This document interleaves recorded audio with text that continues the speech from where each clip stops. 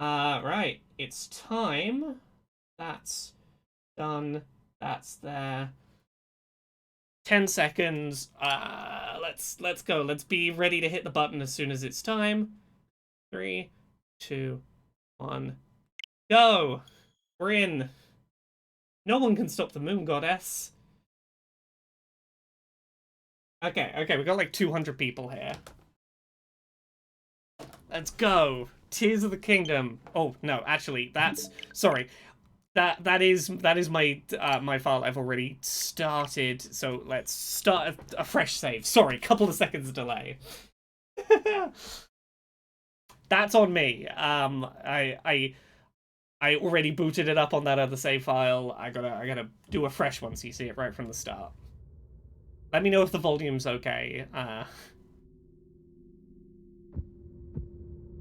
The Legend of Zelda.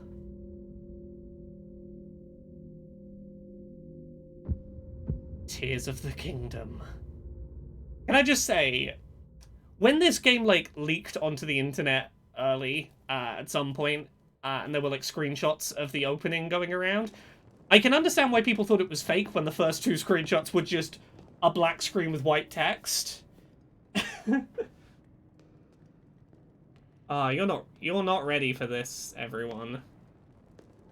This strange gloom keeps getting thicker.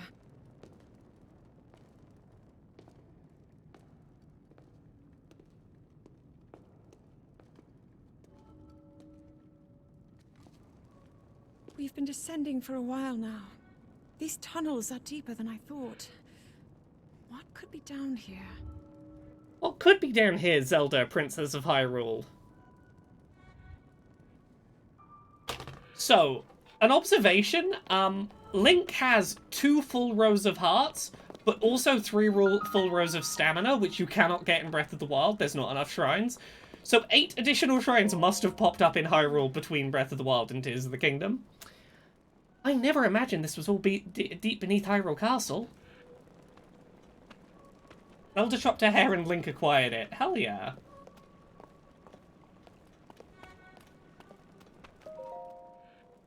When I was a child, I asked my father if there's anything below the castle. He told me there was, though seeing it for ourselves or even discussing the matter was forbidden. No one in our family knew anything more than that. Merlin's site, did you pre-order it from New Zealand? If you pre-ordered it from New Zealand, it should be playable in the next couple of minutes. People have been falling ill after coming into Okay, it contact should be with playable bones anytime drifting from around these now caverns. for you. It might take a couple minutes. Though here it seems almost misty and not concentrated enough to harm us. We'll keep going. Okay, it's working now for you. From Cool. beneath Hyrule Castle. I like that the original reveal trailer for this game was We do really not know what representative, waits like, below, so we need of to where be the ready game for was anything. starting. But I know I'll be okay with you, Link. Let's go solve this mystery. How long after Breath of the Wild does this take place? I don't know for certain, but, like, from context, I would guess, like, 5 or 6 years. Would be my, like, contextual guess. I can recall what my father said, even now. No one must ever venture beneath the castle, not even one of us. He said this warning had been passed down through my family for as long as anyone could remember. Link used the apparatus glitch to get the extra spirit orb credit. Yeah, Link's a hacker. Link, I was so tempted to do that before finishing Breath of the Wild, just to have the finished, like, have both the hearts and the stamina full. We need to continue to explore this underground area, forbidden or not. The source of the gloom is down here somewhere. Yeah, Zelda... Well, see, here's the thing. They were ignoring the warnings. They were listening to the warnings until, like, mysterious gloom that was making the inhabitants of Hyrule ill started, like, coming up to the surface, to the point that people were, like, getting violently ill. I'm determined to discover the connection between this place and the emergence of the gloom. Ooh. My sword is glowing. Oh. 10 out of 10 for Nintendo Life. Yeah, I'm curious where the reviews have landed. I haven't seen any of the reviews yet, but... A Master Sword. Yeah, she's a scientist. It must be sensing something. Yeah, it's glowing the way that it did when we got near Calamity Ganon. Like, in the presence of pure evil, this thing starts to glow. Ever since the end of the Calamity, the castle has fallen into neglect. But I never could have imagined anything like these tunnels were hiding here. We must be careful as we move deeper. 98 on OpenCritic right now. Yeah, I was pretty confident the reviews were going to be high for this, because, like, it's Breath of the Wild, but better. It's Breath of the Wild, but with... We added in a lot of the stuff people wished Breath of the Wild had had. Okay, yeah, we'll find some clues ahead. That's when she's out of stuff to say.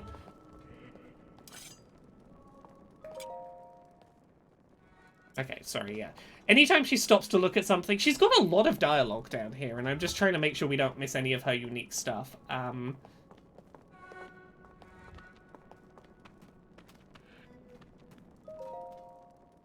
Let's keep on going. We're sure to find some clues to all of this ahead. Now, I know this is the thing you've got dialogue about. There we go. These are ruins from an ancient civilization. Wait, something is written here. Might these be ruins from the Zonai? Oh, this area's music is great with the way that it, like, builds up its, like, backwards rotating record sounds and stuff. I love that we get to see, like, Zelda actually in the act of being a, like, investigative scientist. These carvings. I'm sure they're Zonai in origin. I've seen designs like this in my studies.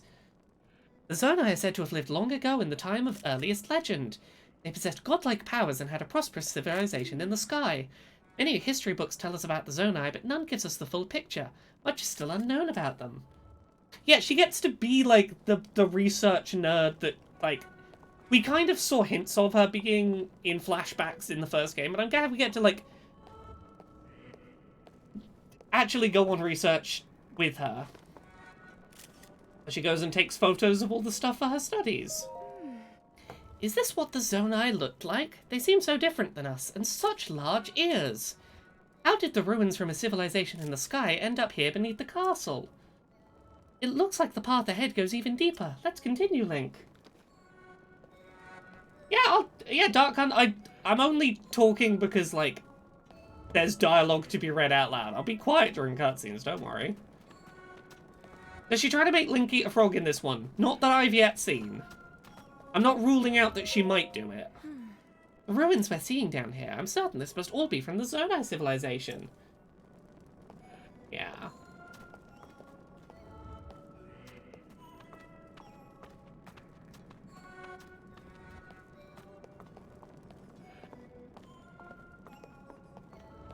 I do love this first environment. It's such an interesting, like, tone setter. Oh, there's bats. I gotta fight the bats. Gotta protect Zelda. Come on, okay, cutscene time. I'm gonna shut up because this is where Do not hurt. Are you, Link? Stuff's gonna get interesting.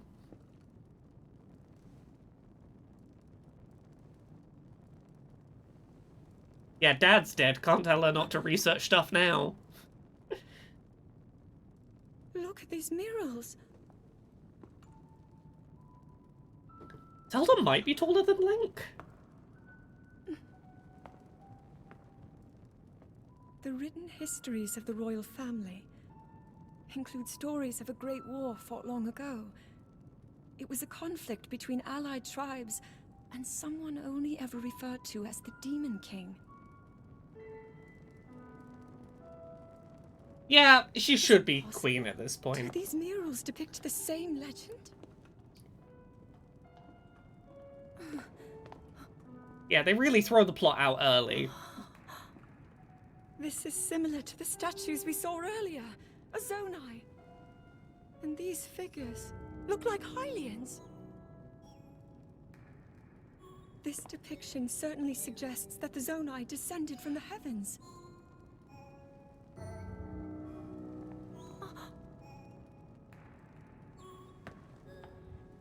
It is said that my ancestors, the first of Hyrule's royal family, were born from a union with gods who had descended from the heavens. Well, like he's dumb. These murals tell a similar story, and if they are accurate, then the gods mentioned were the Zonai. They must have forged a relationship with the Hylians of that time, working together to establish Bring back the Uku, please. Kingdom of Hyrule. Okay.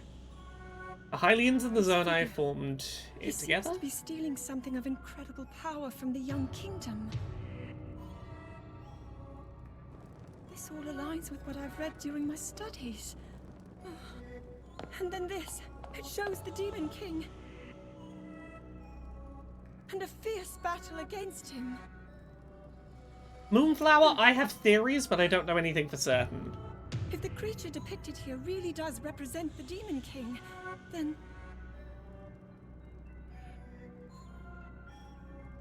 Oh. Incredible! This mural must be the Great War recorded in the royal histories. This is the imprisoning war, and the events that led up to it. Link! This is a huge discovery! I love that she's seen, like, these terrifying news of, like, the end of the world depicting in forbidden murals, and she's like, all right, this then. is so Now to exciting! use this Go take invention pictures! for us. This is great! I'm glad I didn't leave it behind. It's so easy to record. She's just a big dork, and I love her. She's great. Oh, it looks like the rest of the murals are obscured. Unfortunately, we don't have our Sheikah Slate bombs right now to blow these rocks up and see, presumably, whatever's behind there that you could theorize about. Maybe we'll find more answers farther ahead. Link, let's keep moving deeper. I mean, Subchi...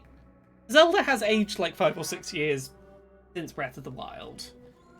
Yeah, look, I have tried. I tried a bit yesterday to, like, finagle the camera around to see the mural behind that rock, but no dice. I cannot tell you how excited I am. The murals down here, their images support so much of what historians have written about. I find myself wondering, how did this area come to be so forgotten? Why was our history left hidden here? Did the royal family in those ancient times want this place and these murals to remain secret and out of sight? Let's go down this very dark corridor and see what we find.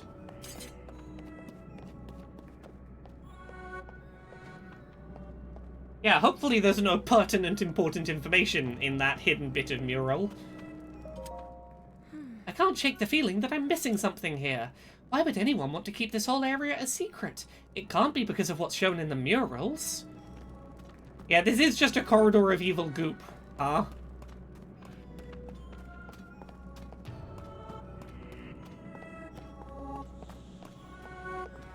Yeah, let's just descend into the evil goop. I'm sure there's nothing... I'm sure this is fine. Yeah, I love that the music speeds up and gets louder and gets more reversey.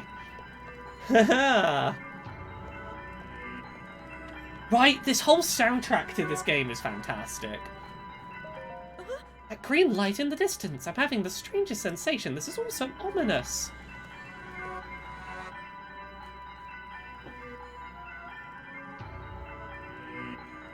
Yeah, this game, like, starts at 11 out of 10. What is this place? Let's continue, Link, but we must be extremely careful. Okay, I'm just gonna shut up for a minute. What is that?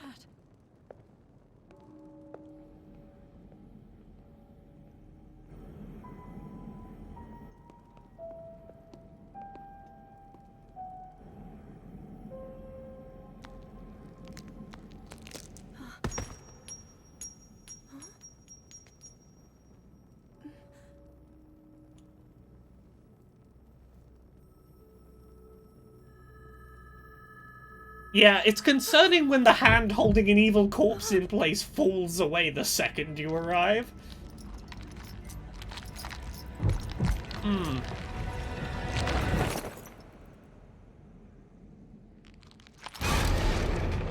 Hey!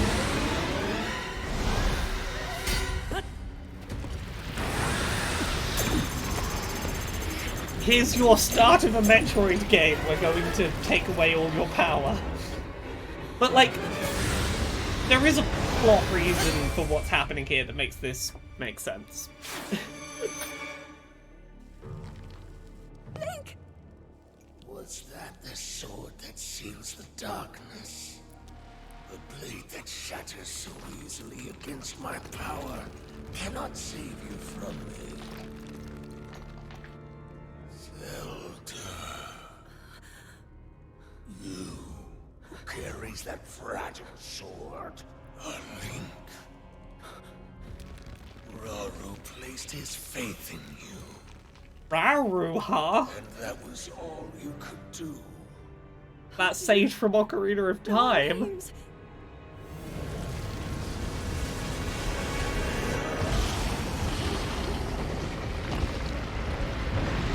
Also, I fucking love Ganondorf's voice. Like, it's such an unsettling first interaction. Yeah, no, he fucking just like smashes the Master Sword. He's like, is that all you've got? Fully powered up Master Sword? Nah.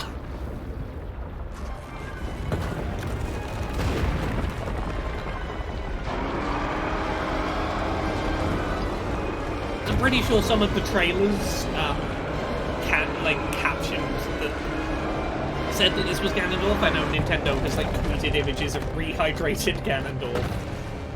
So like, presumably it's the same one. What gift card region does New Zealand eShop use exactly? NZD? New Zealand dollars? You need an NZD New Zealand dollar gift card if you want to use the New Zealand eShop. Matcha Z, I don't know if it confirms it necessarily, but like, we don't know that Rauru wasn't a sage prior to Ocarina of Time. Like, we meet him in the Sacred Realm and he's been hanging out there a while. So like, the Imprisoning War could be an event that happens before Ocarina of Time. Devola, you might have trouble finding a new NZD gift card today purely because a lot of people have suddenly gone, wait, I could be playing it right now if I had a New Zealand one. Some of those websites might just be out of stock of New Zealand dollar gift cards because suddenly everyone's trying to play the game right this second. But yeah, no. Yeah, Zelda started glowing and yeah, a lot of shit happened there. Moonflower, there's a lot of... I don't want to say too much. I have theories about what the Imprisoning War was. Yeah, apologies if you're struggling to find New Zealand dollar eShop cards today. As I said, Playtech is a website I know I've used before that, like, it might take an hour or two for your codes to show up, but, like, I've previously used them when I've wanted to pre-order to be able to play early.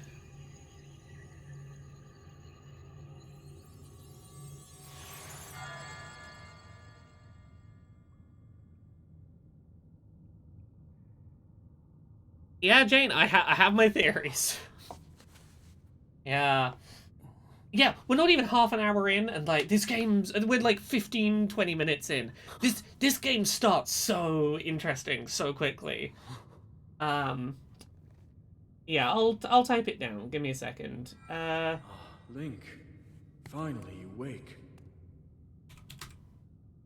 I've put in the chat the name of the place that I've previously got New Zealand eShop credit from. I've heard a great deal about you from Zelda.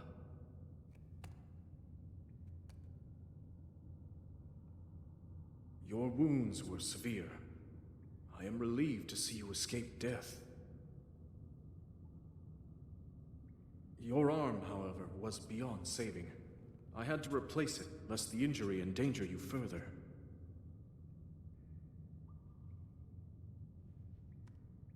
Matt Mercer definitely... I think Matt Mercer voices Ganondorf, I believe, in this.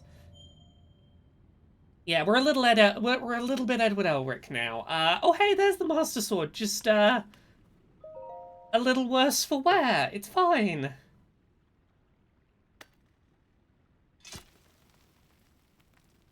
That's definitely a usable sword.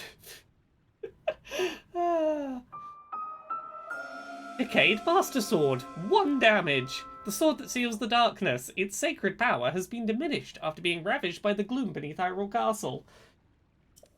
Yep.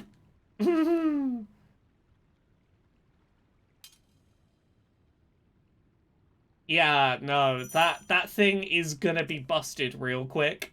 So as soon as I get a chance, I'm gonna swap it out for like a tree branch. Gotta protect the Master Sword. Yeah, the pickup noise is real sad about the state of that sword. Thai is the spirit of the Master Sword. If you played Skyward Sword, which is like the first game in the Zelda timeline, the Master Sword is inhabited by like a sentient, essentially like a robot ghost woman that lives in the Master Sword and is like the spirit of the sword. And she basically lives, she's a woman who lives in the Master Sword, and yeah, if the sword is pretty damaged, she's probably a little fucked up. Yeah, the sword lady. The lady that looks... she looks like a Master Sword despite being a person. There's clearly something up there, but we can't really get there right now, because we can try and climb on this, but we've got no real skills. We might have to... Oh, yeah, we might have to come back later.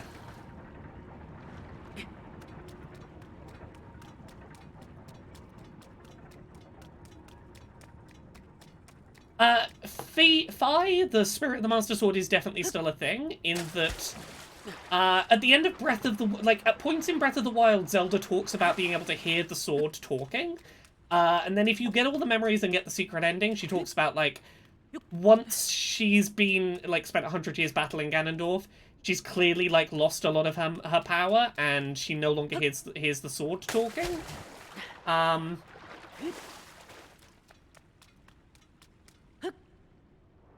We can't whistle sprint. Whistle sprint is gone, unfortunately. I can try and show it off now, but there is no more whistle sprint.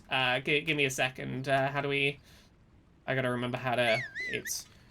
I gotta get the sort of claw motion, so we, hold... Yep, I'm tapping the whistle button. There's no whistle sprint anymore, sorry. Sorry, speedrun tech, folks. Nintendo Switch, I have not yet seen any spider enemies in this.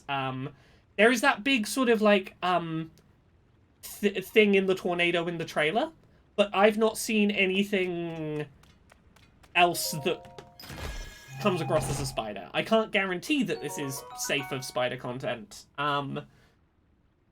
Yeah, 1 second. Oh yeah, gotta get that leg wear. Also, I realized I want to do a thing, quickly. Sorry, I'm trying to micromanage a lot of stuff today. I want to do a link to my accessibility review by itself. So actually, let's do it in a second when I'm jumping. I don't know if full damage cancelled is a thing. Whistle sprint is the only bit of tech I really know how to very quickly check whether works.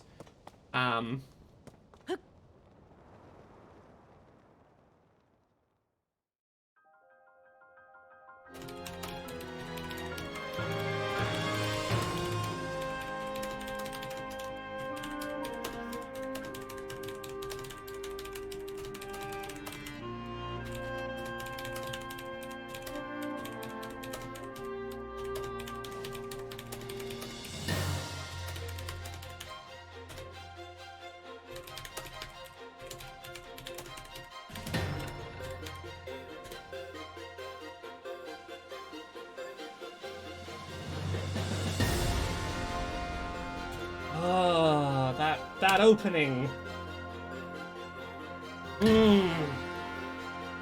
That new theme music.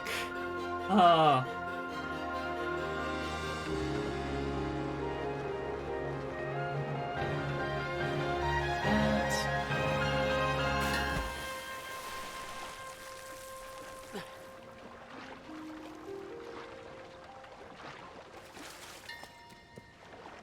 Sploosh. No belly flop, don't worry. Let's come get a tree branch. Yeah, you got little lily pads. This is the Great Sky Island. There it is. Yeah, your hair gets all wet. Look, we're getting towards Transform Link. We're starting with, like, long hair and a skirt. Transform Link, it's happening. Also, look at that hair flick around as you turn. Look at that hair physics. Ah. So yes, this is our Great Plateau equivalent. We got a cool ass dragon up there. Which I think this one, I don't think it's one of the 3 from Breath of the Wild. It seems to have a different design. How's performance on Switch? It's better after the version 1.1 patch, which is, if you play the cartridge without connecting to the internet, you won't have it, but anyone that's bought it digitally will have it straight away. Version 1.1, like, pretty well stabilizes 30 FPS across the board. Like, it runs pretty nicely. There's a few places where it slows down, like, a tiny bit, but, like, it runs pretty well. How much have I played? I've played enough to, like, know the major elements of this game and to feel like I've seen enough to go, I understand what this game is and how I feel about it, and then deliberately not played, like, any more than that so that, like, you know, me and Jane can just have, like, the next 3 days are just gonna be us playing, like, from scratch.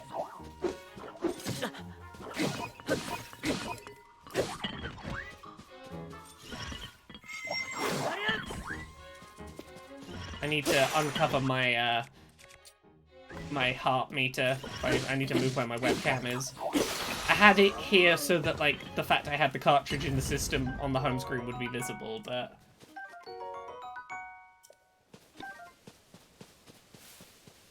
Okay, let's make my heart counter visible. Give me a second to change my overlay slightly. Yeah, there's the new UI. We'll pop me down here. When do you get the amiibo stuff? I think once you've done the first shrine, in theory you could start scanning amiibo. I think it's, like Breath of the Wild in that regard. I think it's, you could do amiibo once you finish the first shrine, but what you probably want to do is complete the Great Plateau equivalent before you do amiibo, because certain things I don't think unlock until after you've done the Great Plateau. How's the latency through capture? Totally fine. Where my Switch is in my setup, occasionally causes me to have connectivity problems because it's, like, behind a couple of things in order to be plugged into my capture setup. But, like, left, right, attack, attack, attack, attack. It's, like, I'm playing this through the capture card and there is, like, 0 delay. I have no problem playing this. I don't think the special stuff unlocks until after the Great Island. Yeah, I believe that is the case. Spawns opponent on a tiny floating island. Oops. Yeah, no, I would recommend, like, getting off the start, like, getting past the Great Plateau before you start unlocking amiibo. What capture card do you use? I use an AVerMedia HD60 Pro. I think it's a PCI card that, like, physically goes in my, like, plugs into my motherboard. I have, like, 0 delay, so I don't have to have a second screen, like, showing the, like, pass-through screen to play on. I'm literally just playing in my capture software, and there's no delay. I've played, like, music rhythm games through this capture card without problems.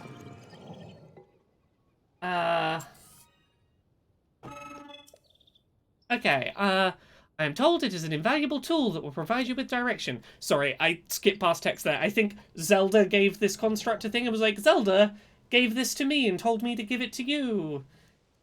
When did she do this? Good question, Mudkip Gal. When did Zelda give this construct? Not the Sheikah Slate, the Pura Pad. Princess Zelda's prized device. It has a variety of features that are essential for adventure. Is the Switch Pro confirmed? I received it from Princess Zelda. I have now passed it on to you. My message has been delivered. Where am I? We stand in the Garden of Time. The Temple of Time is visible from here. How long were we unconscious? We don't know. We don't know how long we've been unconscious. We might have been, like, we might have needed, like, an hour or two, or, like, maybe we needed a week to recover, and Zelda was just like, look, I'll leave you napping, you clearly need it. I'll go put the Pura Pad in this robot. It was used in the distant past. Many rites and ceremonies of the kingdom were held there. Don't squash the time grass. Could be another 100-year nap. Nah, I'll tell you it's less than 100 years.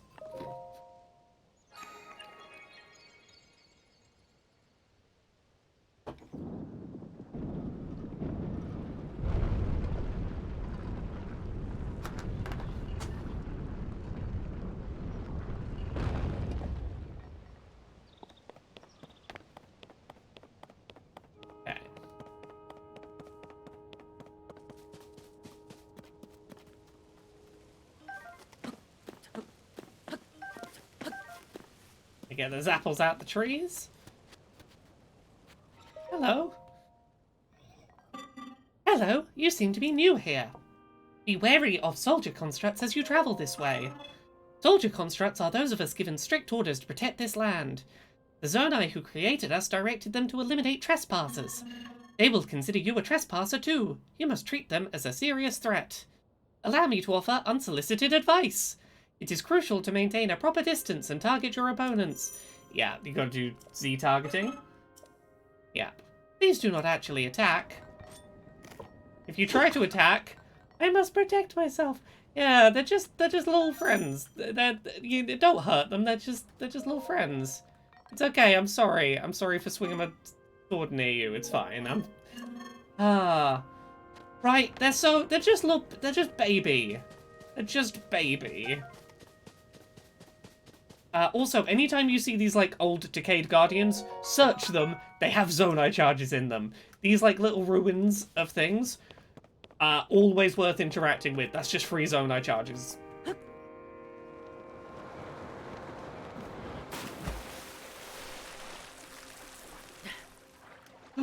Frog! I would like frog. I got a frog.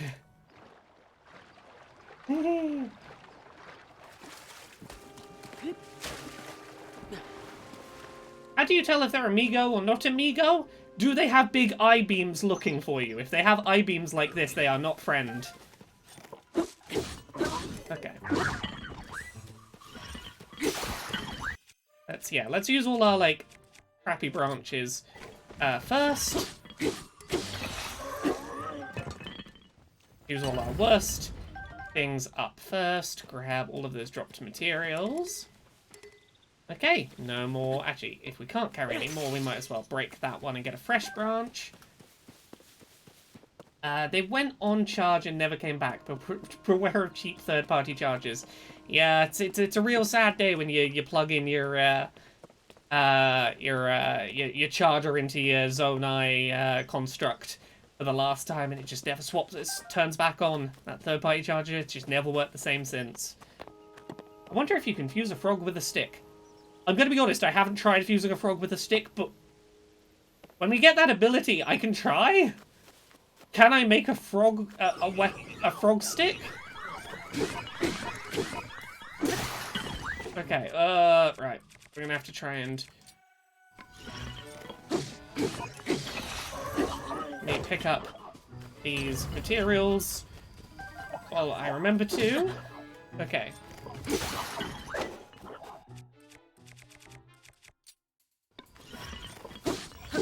Yeah, what would a frog arrow do?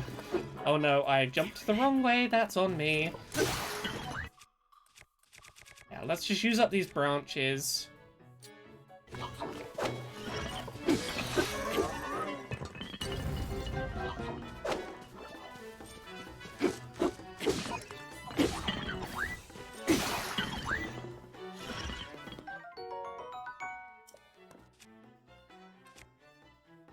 Not weapon, just a stilt walking frog.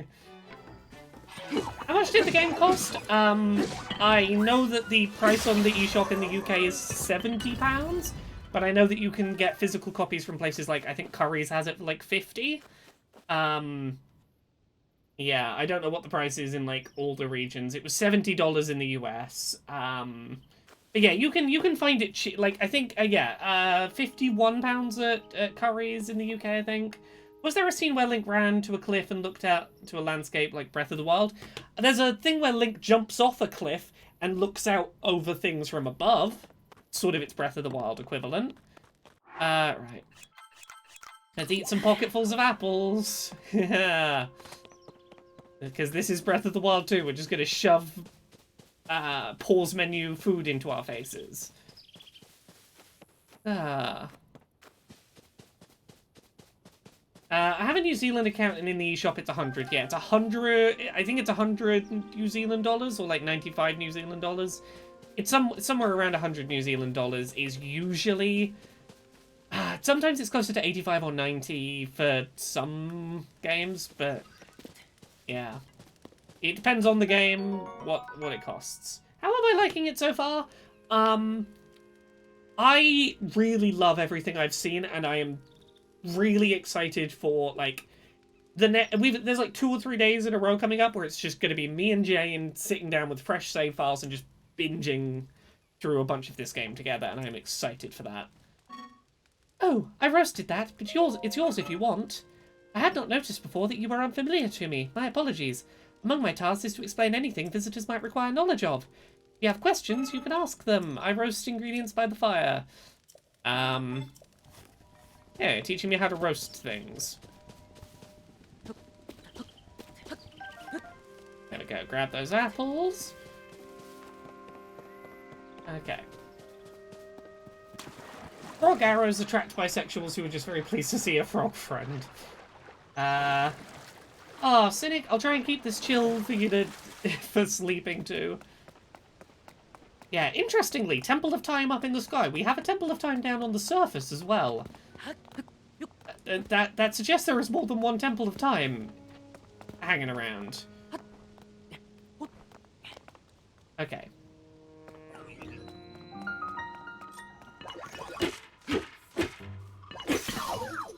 Okay, and then we're going to use the long stick, because we can use that to get around your shield. To stay at a safe distance from you.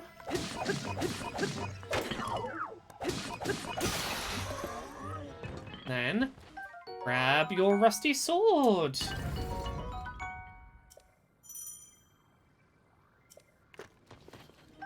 Ah, it's nice to know that you're able to sleep to Dice Funk.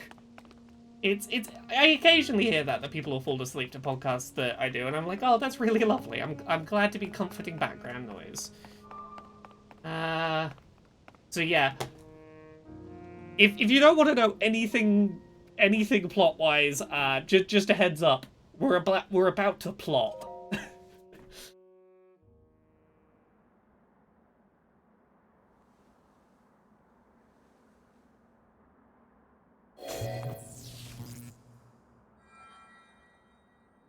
Yeah, this is where I realized that, like, this game is gonna go hard on plot. That door will open only to those with sufficient power.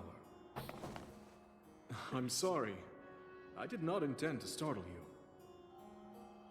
It was I that spoke to you earlier. That arm originally belonged to me. I am Rauru.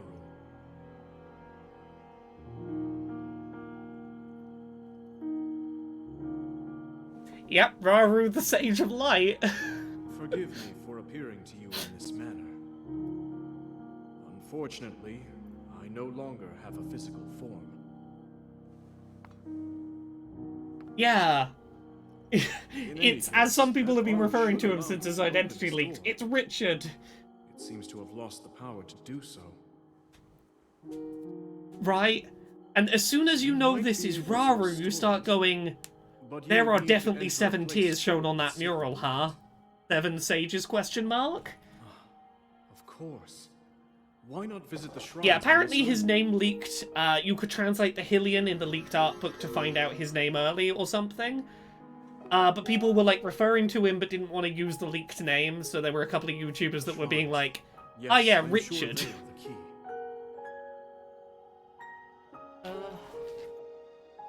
Yeah, there we go.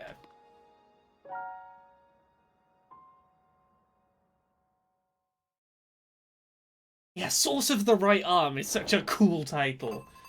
Yeah, Yeah, Link's arm got real fucked up by all of that, that evil energy that fucked up the Master Sword, and Rauru's like, okay, you're in a bad state, have my arm.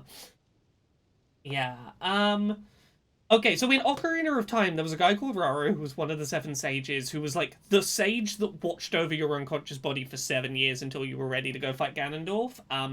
He was like the head of the sages.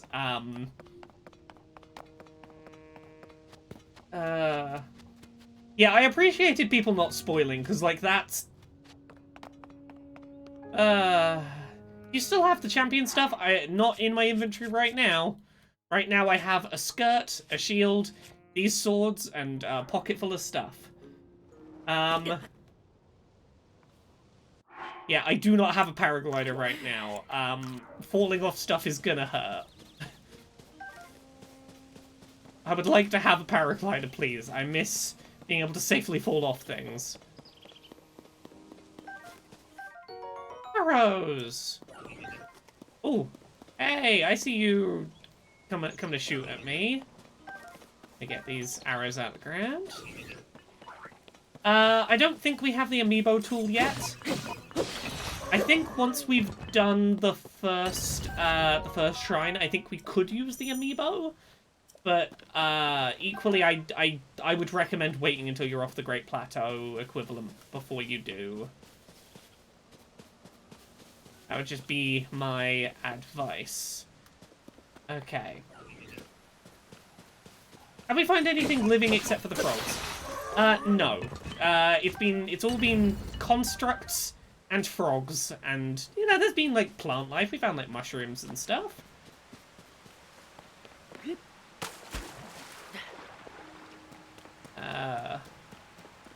Let's grab some mushrooms on the way.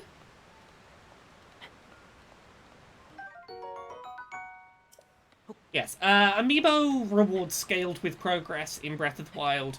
In Breath of the Wild, you couldn't get a lot of there's a lot of stuff you couldn't get until you'd at least finished the Great Plateau.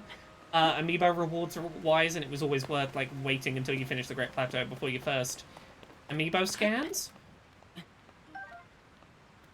Actually, I know I don't technically need to, but it's, like, right here. Just, I've got to grab the stuff. I know I could be, like, rushing forward, but there's stuff to get.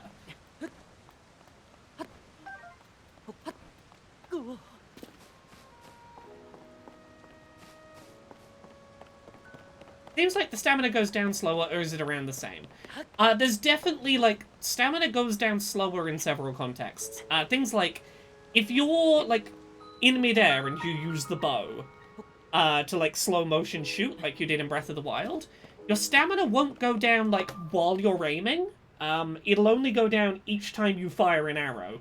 So you can aim for as long as you want without your stamina going down in slow-mo, but it's only when you let go of the arrow that it, like, a set amount will go down. Things like that. Also, yeah, there's our look at that new dragon that's flying around. That is definitely not one of the original 3. Yeah, Link swims better as well now. Like, yeah, look at that design. That's a cool friend up there.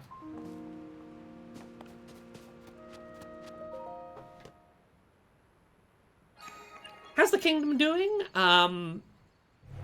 Look, the title would suggest people are having a bad time. There's tears in the kingdom. Ah, my jaw.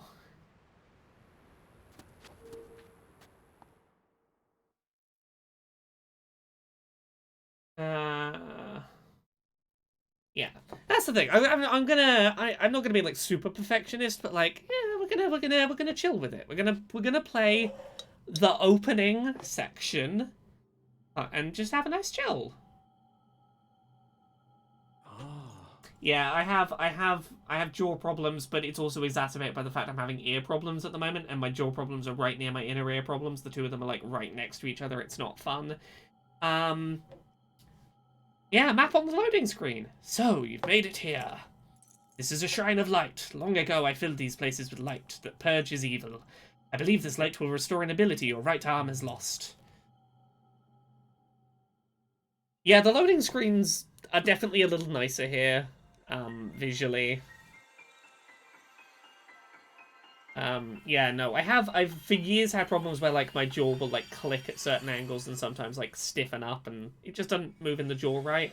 But I also have, like, persistent inner ear problems because autism and having just one ear that physically doesn't work right. Okay. We got Ultra Hand! We can move stuff around.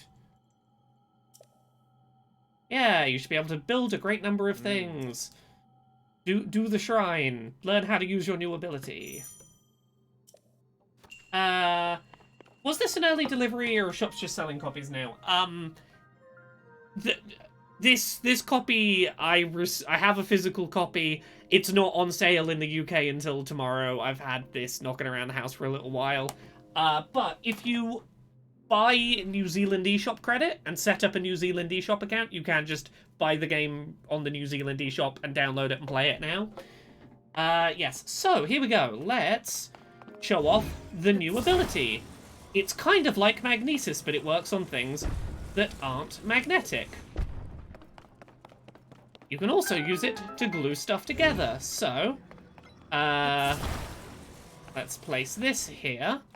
Grab this one. And move, okay, yeah, move it closer. And now they're stuck together as one thing, so we can sort of move it forward like this, I think, and make a little bridge. The BT, thank you very much for the 25 months of sub. Inflammation sucks and is often anxiety related. You share your pain at the moment. I share your pain at the moment, and the doctor thinks I might have developed fibromyalgia because, of course, yep. Stress-related pain developing is never fun. I have sympathy for you. I'm sorry that you are experiencing that. Is that close enough? Yeah. It's kind of on top of the chest, but we should be able to get it. Oh, no. Okay, don't rush so much this time. Yeah, as long as it's released somewhere, Nintendo will not get you banned on Twitch for streaming it. So it's out in New Zealand, so I can play my physical copy and not get in trouble. Can't wait to fuse a long pole with a ladle to whack enemies with a long spoon. If we can find a spoon, I will totally do that for you. We'll make a big spoon. So, oh hey, there's a sort of rail we gotta slide down over a big gap. I wonder if these materials will be useful, mayhaps.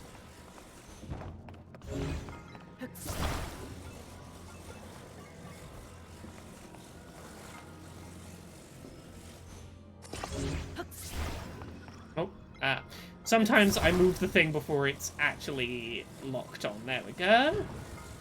We sort of pop this on here. Oh, no, come back! Aha! And down we ride.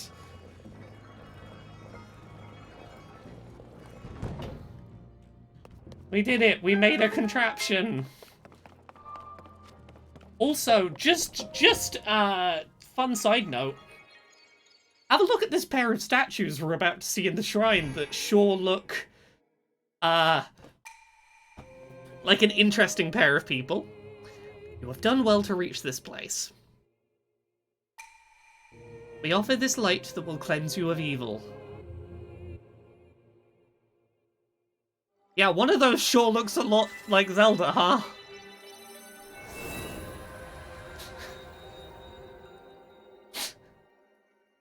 Look, could be the first Zelda, could be the goddess Hylia. There's a lot of people that could look like that.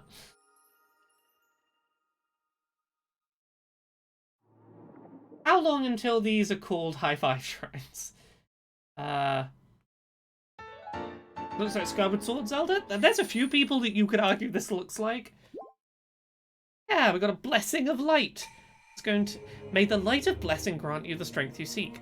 Yeah, I find it interesting that when you claim you get these orbs, they talk about, like, cleansing you of evil darkness. All Zeldas look kind of similar. And let's be honest, all Zeldas do look kind of similar.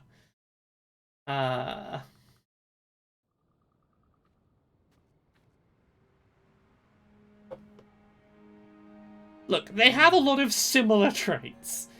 And Joys of being the embodiment of a goddess. Look, goddess genetic traits passed down strong. You did very well getting through that shrine. It's restored an ability. You have to visit and complete 2 more shrines to get into the Temple of Time.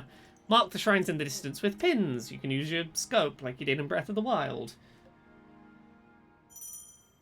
Cleansing Link of his darkness, aka Link finally gets his anti-androgens.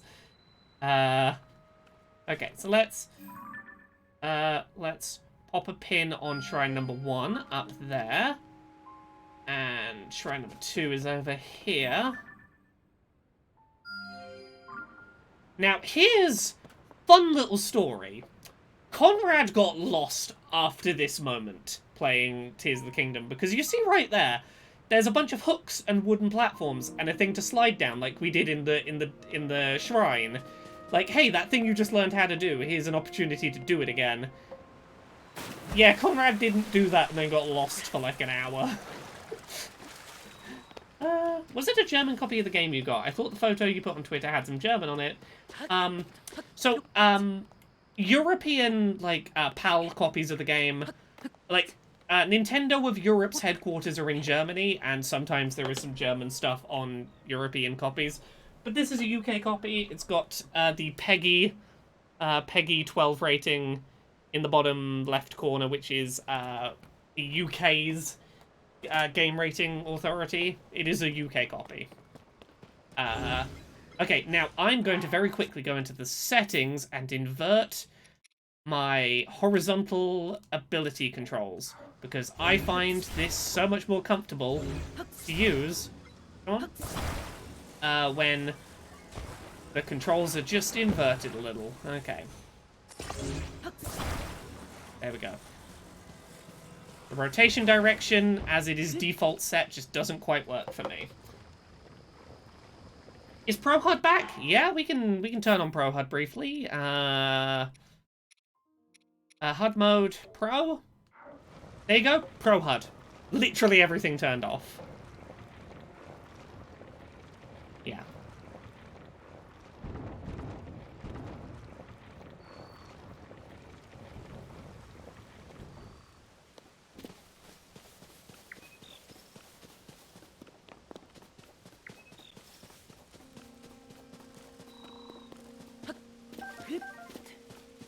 I'm gonna go exploring for a second, because I think as early as this we can start finding stuff off the beaten path.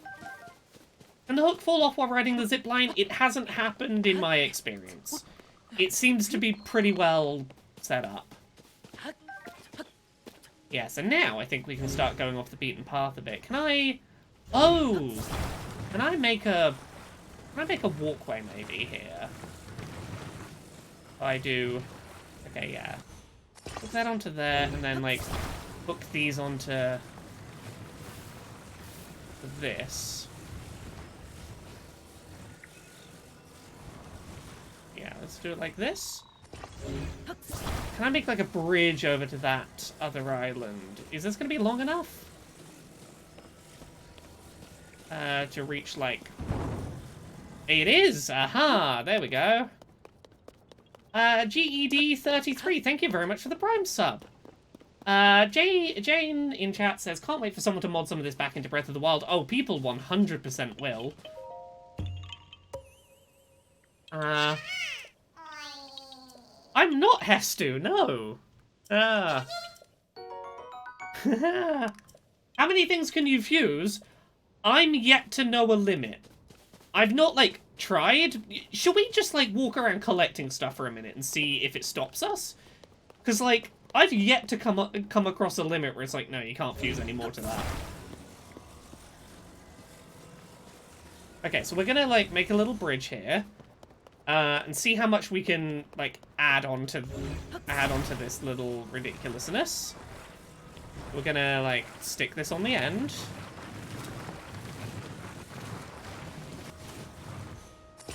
Oh no, okay, I stuck those together. Let's get this one out the way. Let's do them one at a time. How long can I make this monstrosity? Gonna, like, push it a little further over the gap. We've got space.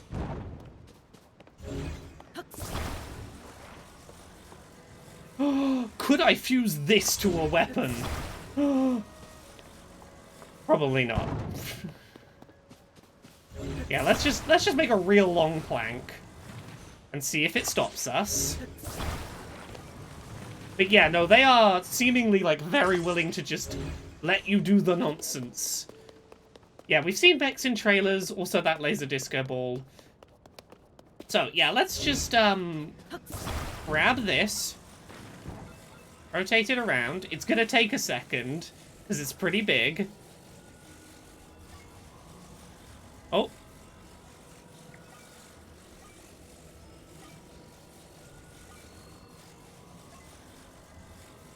Oh, I'm rotating it too many times.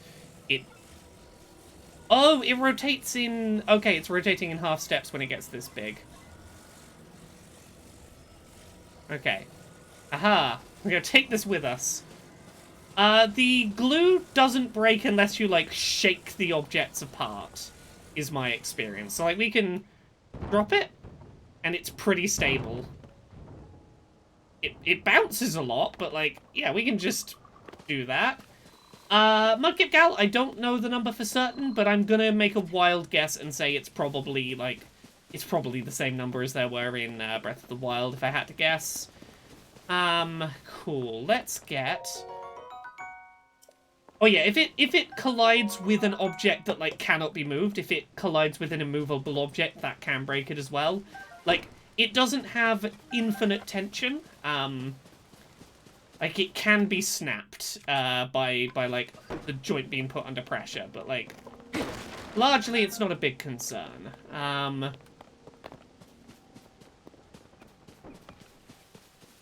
Yeah, so, you know what we're gonna do?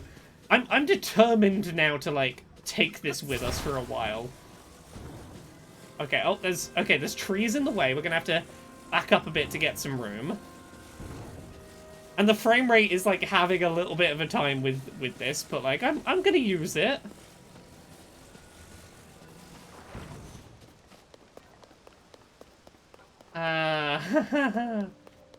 So, things you make, if you do walk far enough away, they will eventually despawn. Like, they're not permanent. But there's, like, a reasonable range in which you can be away from them, it seems.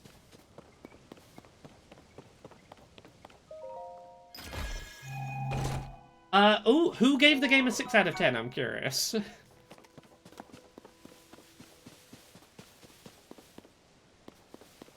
If they do, if they did, I'm curious what it was they didn't. Gfinity.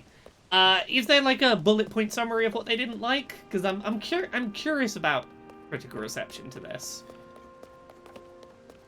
Yeah, I know I'm supposed to like use some logs to cross this gap. Like, there's an intended way clearly to cross this gap. With like a log that a gap that is like the right shape for some logs, and you're taught about how to cut down trees. But like, no, I made my big bridge. I'm taking the big bridge everywhere. If you've yet to set foot into the open world of Hyrule, Tears of the Kingdom is the best way to experience it, with just enough new ground to keep things interesting, but if you didn't gel with the 2017 release, the story alone might not be worth a second attempt. I mean, that's a fair review. If you didn't like Breath of the Wild, this probably isn't going to massively change your opinion, but... Oh, this bridge is too big. Oh, I have the big bridge. Okay, I'm going to leave you behind the big bridge, but you can make the big bridge. We have demonstrated big bridges permitted. Oh yeah, no, you could totally build a, like, you could build a dick in this game pretty quickly. The Legend of Zelda Tears of the Kingdom, these tears are salty. Is that their headline? Because if that's their headline, and they've given it a 6 out of 10, that feels deliberately like they're trying to rustle.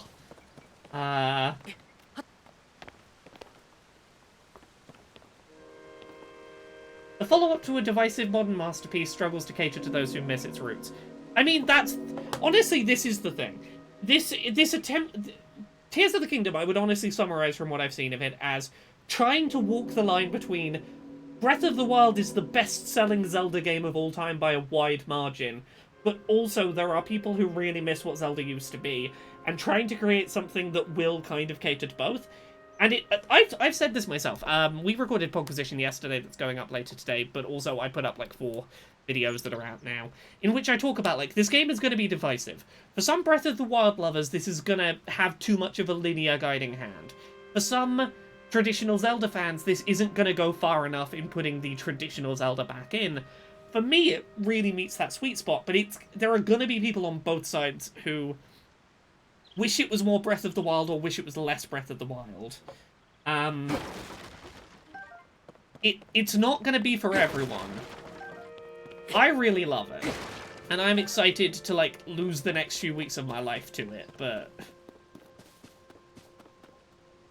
Darkness Scythe, I honestly think we're gonna get more, like, classic 2D Zeldas alongside the 3D, re-releases. I feel like the team that made the Link's Awakening remake was probably being tested for, do you have what it takes to make an original 2D Zelda? Like, this is your test project to see whether you're up to the task, is the impression I get.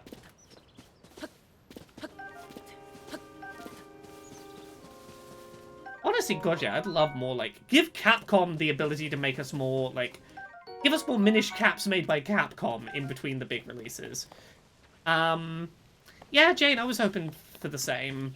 Like, there's so many, like, re-releases it's weird we haven't had happen yet, but I have hope still. Okay. Now, I know from my own experience, the quickest way to get back up there is literally to just dive off. Yes, give us the Oracle give us Oracle remakes by the Link's Awakening team, but with the third Oracle game.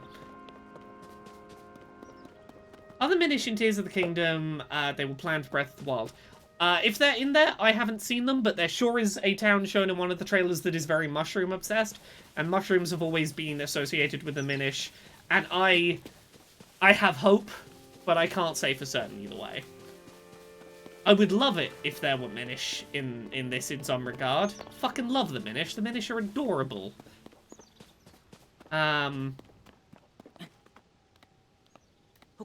As someone with no background in the old games, I'm intrigued to see what the dungeons are like, but I'm so bad at combat in general that it's nice to be able to wander around and gather stuff to unwind.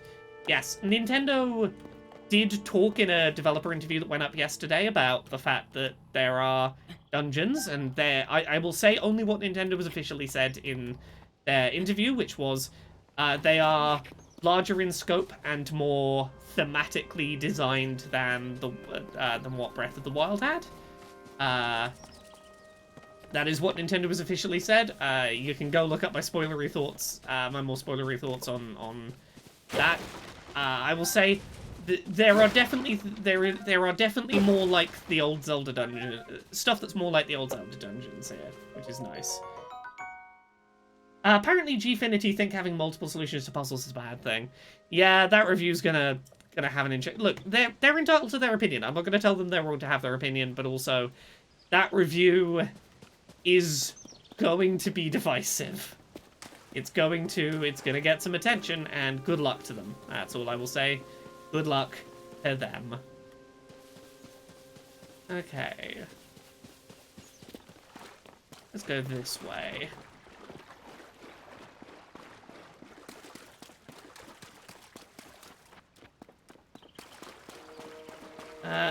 In the US CST, I have 15 hours before I can play. How does the game feel so far in responsiveness?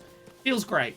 It plays like Breath of the Wild, considering that, like, it's trying to load in stuff from, like, you know, the sky down to the ground. It does a really good job of, like, keeping its draw distance working, and not feeling, like, unresponsive.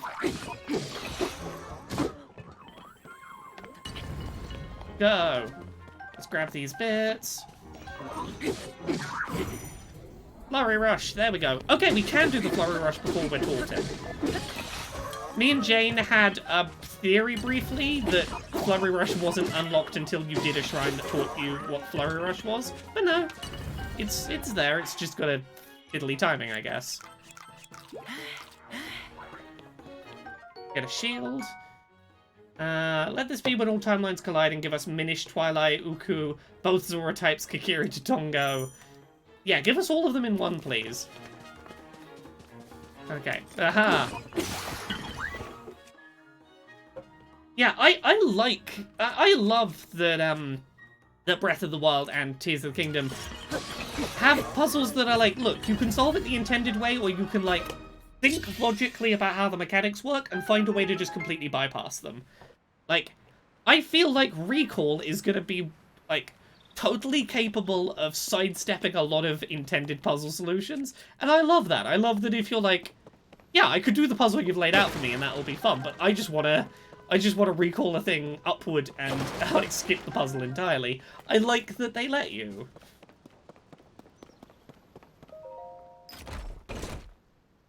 Yeah,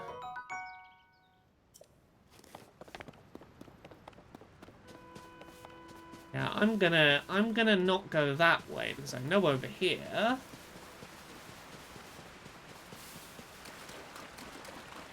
This is a game for crimers. Why is it a game for crimers? Could I show the map a bit? Let's have a look. How much of the map is currently visible? We'll zoom out.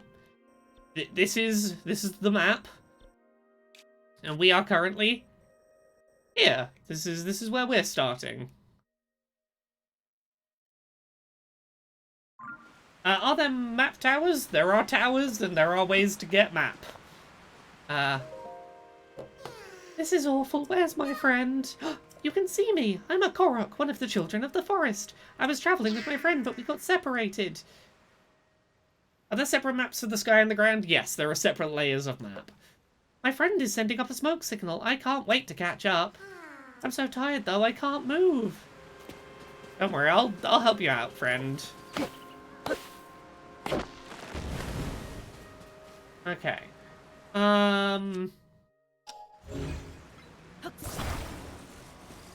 Let's glue some of these together.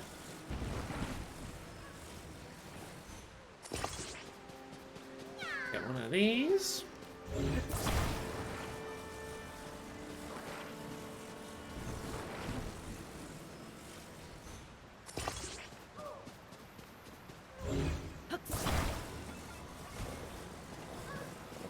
Okay, so we're gonna place this like here. And then we're gonna get the Korok, and we can't lift anything that's alive.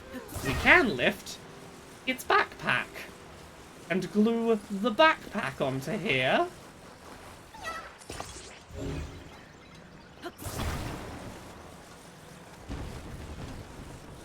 Huh? Oh, there we go.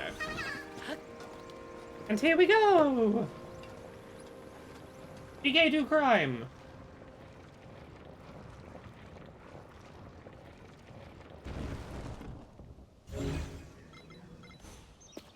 If a Korok's got a backpack on, you can just steal a Korok. Be like, hello, you're mine now, off we go.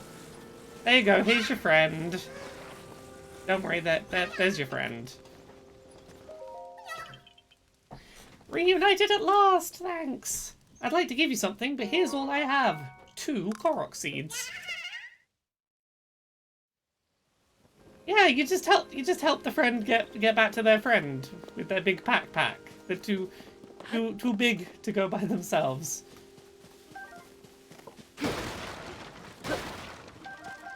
You get a lot of arrows in boxes in this, and it was a little like, that's a lot of arrows at first. You have a lot of, arrows are really fucking useful the more you, like, play of this. And I understand why arrows are made so plentiful.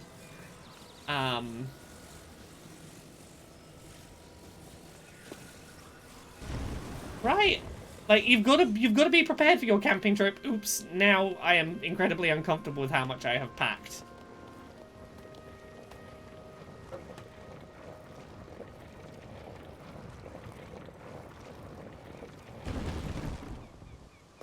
I have no idea what happens if you drop them off the edge, and that's a surprise you can find out in your own time when you play Tears of the Kingdom. Out now in certain regions. Yeah, okay, there's a little bit of slowdown here with the wind in the trees and holding a thing with Ultra Hand. Like, there's a couple of situations like that where you'll occasionally see a little bit of slowdown. A thick stick. Yeah, no, I have no interest in murdering the Koroks. That's for other people to find out about. Oh, yeah, let me remember not to leave this behind. I'm going to want to stick a sail to this in a minute and make a boat to get over here. Is this game out on the EU? It's out in New Zealand. New Zealand's the only place where it is out now, but I have a cartridge, so nothing illicit here. Ooh, two-handed axe. What could I ditch to make room for that? Let's drop that. Get the two-handed axe. Whip this. Oh. Interestingly, you get enemy health bars above enemy heads without having to have the champion's tunic this time. Because, like, I think that was a champion's tunic, or was it just getting the numbers on the bar that you needed the champion's tunic for? You had the bar otherwise. Maybe that was the case? I'm trying to remember.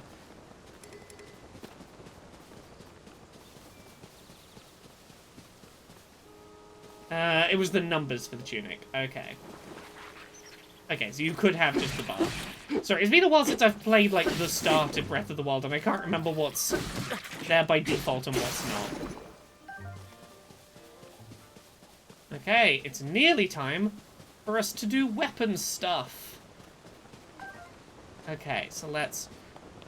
Okay, so if you want to detach something from a creation, you just grab that specific part, wiggle your analog stick, and the part detaches. So you can then get the new part, stick it on. I want to bring it a bit closer. Grab the thing as a whole, pop it in the water, and we get on, and away we surf.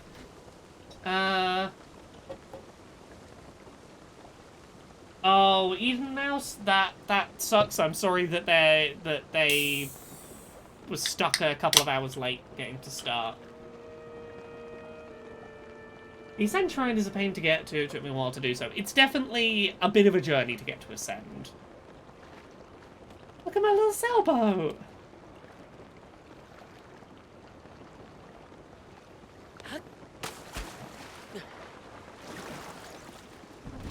Yeah, Saint Nobody, that is entirely fair. It's thankfully, like, not that... It's not bad, but I get the concern. Let's go. I was like, oh yeah, I have to actually hit you. I can't just, like, stand near you. Okay, we've got, like, one enemy we're going to beat, and then we're going to go do Shrine number 2. But yeah, as you see, this is definitely more of a linear crafted environment than the Great Plateau was. You know how the Great Plateau was just, like, pick a place and go, and there was, like, clearly not an intended path of operations? Like, I think this Great Plateau equivalent is a really good example of, like, what is different in Tears of the Kingdom, and, like, getting you to understand what the fundamental change is that there are areas like this that feel authored. Like, there is an intention that you can ignore, but, like, there is, like, a path that feels like it is designed to be done in an order. In a way that Breath of the Wild didn't really do.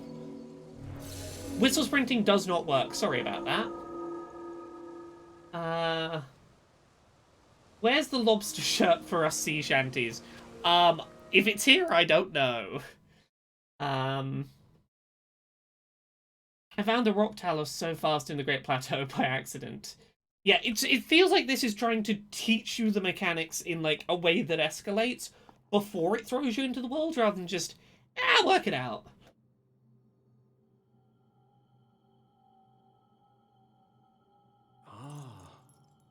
Right, extend your right hand, more powers. Darkness Scythe. I hadn't heard the term Flower Blight Ganon until, like, literally a couple of days ago. For anyone who doesn't know, Flower Blight Ganon, I believe, is a reference to not one of the Blight Ganons. It's the woman who stands outside one of the shrines and, like, there's, like, wildflowers planted outside, and if you touch any of her flowers, she, like, loses her shit and you have to start again. I believe that's who people are referring to when they talk about Flower Blight Ganon. Is that right? Yeah, don't step on the flowers, lady, yeah. So this lets you fuse things to your weapons, shields, or arrows. This is our tutorial for this.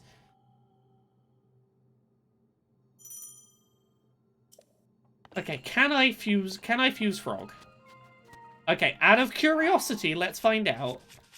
How would I would hold, and then I would drop, and then I would...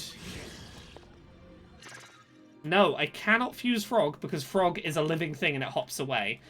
Living things seemingly cannot be fused to. Okay, that makes sense, honestly, but I was curious. Yeah, much like Ultra Hand, you can't use it to interact with living things, which I'm okay with that. Can you attach the Bridge of Longness to your weapon now? We left it behind, but we can make a new Bridge of Longness and attach it. So here's the general gist. Hey, I got a wooden stick. I'm gonna stick a boulder on it. Another wooden stick. Gonna stick a boulder on it. I got a shield. I'm gonna stick a boulder on it. I look ridiculous. It's great. Look at me go. But anything with like a heavy thing on the end of it can be used to break down stuff that you'd previously have to bomb. So sticking a boulder on the end of a stick makes it into a hammer and gives it bludgeoning as a property. We've got a chest up there. I tried to make the frog arrow. The frog hopped away. I don't think you can do fuse to a... Actually, an arrow. Does it appear in the arrow menu? Okay, we'll check in a sec. We'll see if we can make a frog arrow. Yeah, so you can't fuse a villager to a boulder, unfortunately. Yeah. Yeah, this is the ability you get by, like, sticking rocks on stuff, which is great. Okay, let's find out if we can make a frog arrow. No, the frog doesn't. The frog does not appear in the arrow connection menu. Living things cannot be fused. My apologies for the disappointment. You can't. I had not considered trying to fuse a living thing to my arrow. Yep. Yeah. Let's pick up these fire fruit. Have a bunch of these. And we're gonna attach one an arrow. Fruit isn't a living thing once you've plucked it off of the plant. That makes us a fire arrow. Lovely.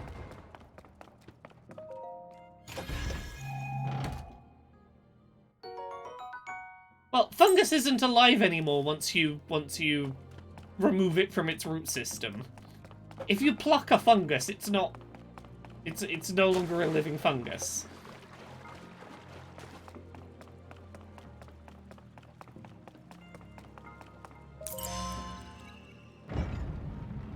The frog wasn't in my inventory. Oh, I don't have any more frogs in my inventory. You're right.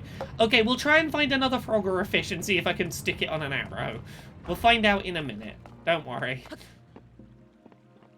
Yeah, eyeballs and wings can be fused, but again, it's once the animal is dead. Once the creature is dead, you can use parts of it for fusion. Conception doesn't begin at fruiting.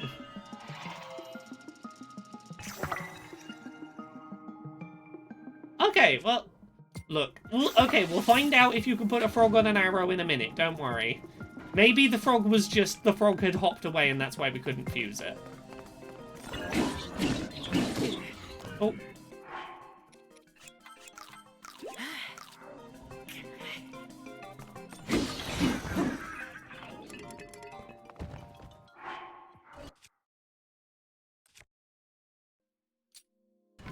Okay, yeah, let's drop that. Pick up rock hammer. Enemies drop horns, which are really useful resources for making weapons with.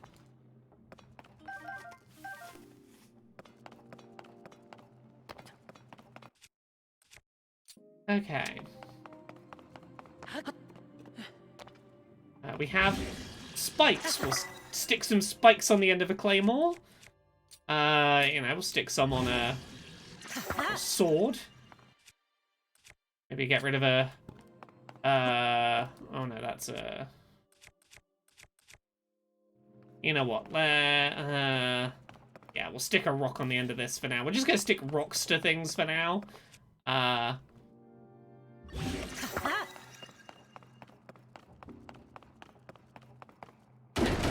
Oh, we could make a spike shield. Do we have spikes left? Do we have another shield as well? Let's make a spike shield if we can. Are there spikes? No, we used all the spikes. My apologies. Oh well. Oh yeah, we can't fuse things to the bow. We can fuse things to the arrows.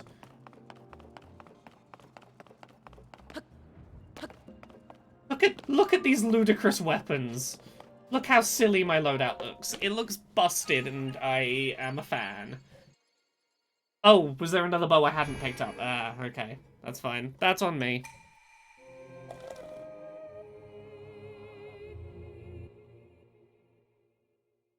We did a shrine. Na na na na.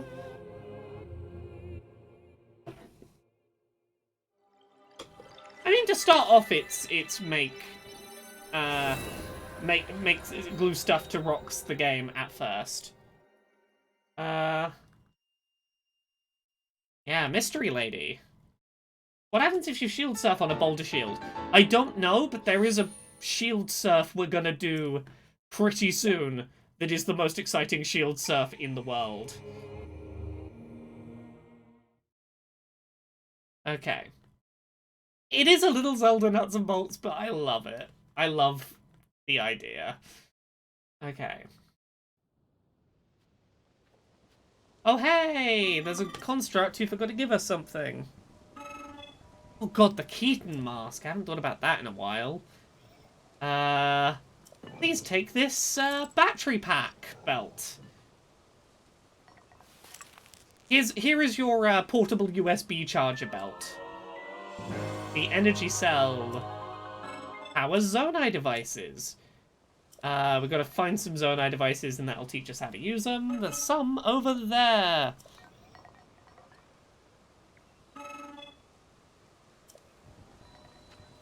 Okay, I'm gonna break this wall open. Aha! Honestly, I would say, like, having something with a rock on the end of it is, like, constantly useful. It's like how it was always worth having at least one Korok leaf on you and, like, one sledgehammer in Breath of the Wild. It's always worth just having something with a rock stuck on the end of it. Ooh, you know what I want to try?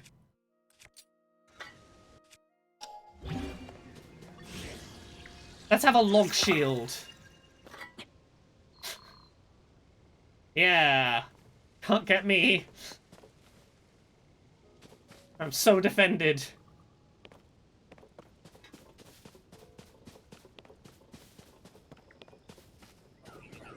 Also, I like that you can just hang out the way away from fights, be stealthy, and just let enemies fight each other for a bit.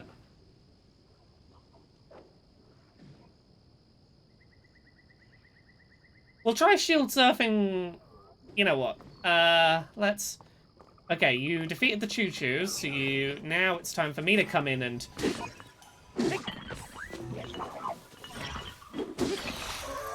beat you up. Grab. Oh, no, drop the rock. I was trying to grab your bits from here.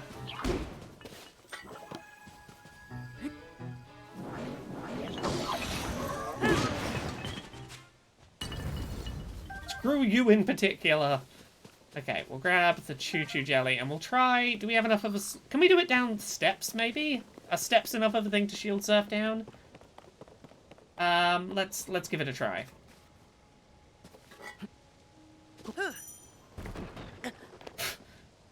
It technically worked. Yeah, no, it's a flat surface at the end that doesn't surf well. But don't worry, we're gonna make a cooler shield surfing thing in a minute.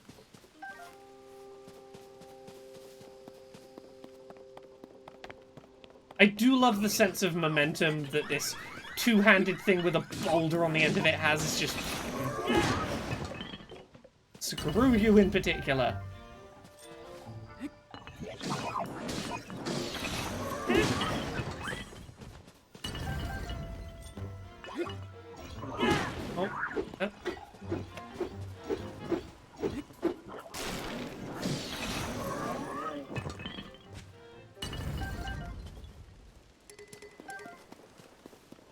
Okay, we have a new shield. We defeated all the enemies here. Yeah, we can get that chest.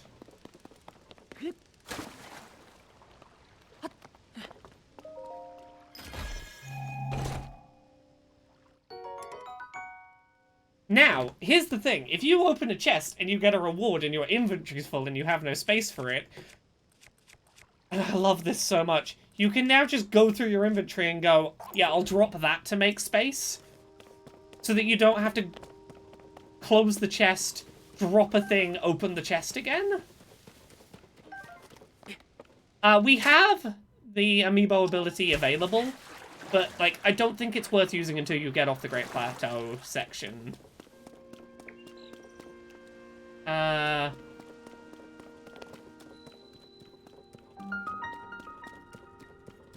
We found a cave.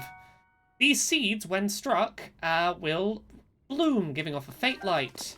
These are for lighting up dark places. Oh! Keese! The greatest enemy in the game now, because they give you Keese eyeballs that make homing arrows, and homing arrows are fucking cool. I am now so excited anytime I see Keese. They have made Keese exciting. Ooh, Jane, I might do in a little bit once we get off the Great Plateau. I appreciate the offer. We can show off what they do.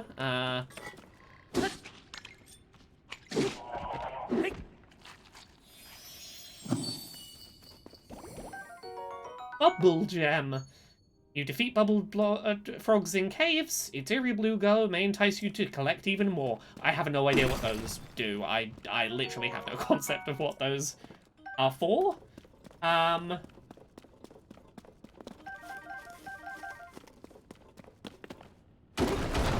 Yeah, honestly, like, the first time someone puts up a tutorial for, like, the best spot for farming Keese, I'm gonna put, like, a couple of hours into farming Keese, because, I just want homing arrows.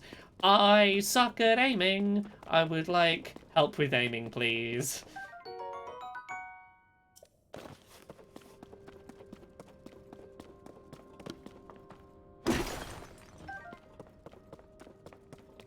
Yeah, just a basic rock on the end of a stick is great for any time you need to, like, have a sledgehammer equivalent to, you know, break sturdier resources. Ooh, is this where we get our shirt? Do we finally get a top? This might be where we finally get a shirt. Could you throw the boulder sticks? I had to take a work call and miss it. Yeah, we can try and throw a boulder stick. Let me see if there's an enemy around to throw it at. No, there's not. Okay, I'll just, like, throw it at a wall.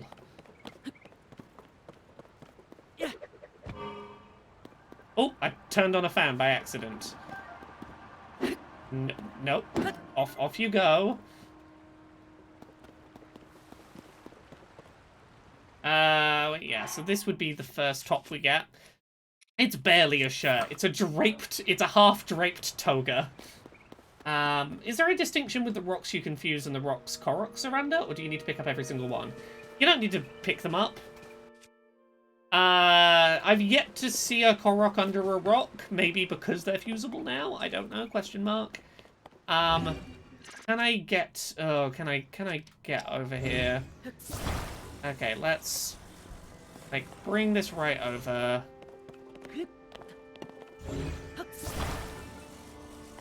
Like, if I put that out the way here.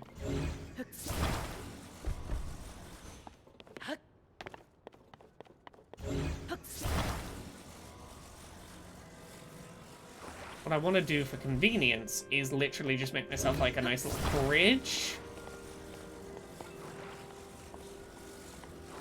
What I'm gonna do is, as I get closer, I'm literally just gonna take the prior stepping stone and bring it around. And we'll, like, lower it down a bit so we're, like, getting toward that chest I can see. And then take the last step and bring it around. Because that's a raised platform and I don't know how I'm going to get it otherwise. And that's... I should be able to get back up to this, I think.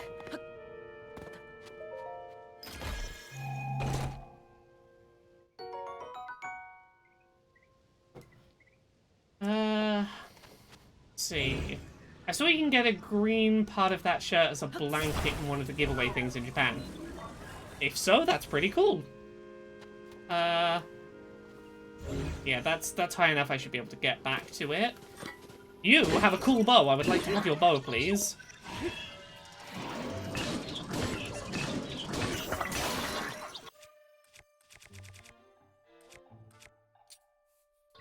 Run in and... Oh, you are a heavy-hitting friend.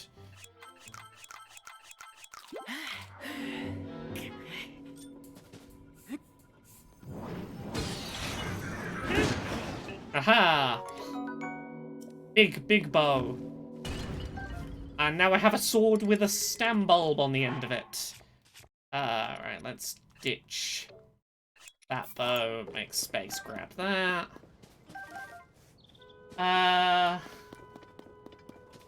Yeah, Nintendo Man, it'll be here sooner than you think. It'll, you know, the time will fly. But I'm glad that you've got this to watch to satiate yourself until it arrives. So I'm gonna need to, like, put this in a position where I can actually get onto it. Like, try and make my way back up. Yeah, if I lower that down, like, a little bit.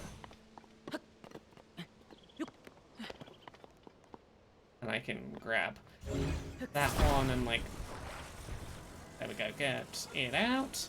Bring it around. There's probably an easier way to get where I'm going here, but...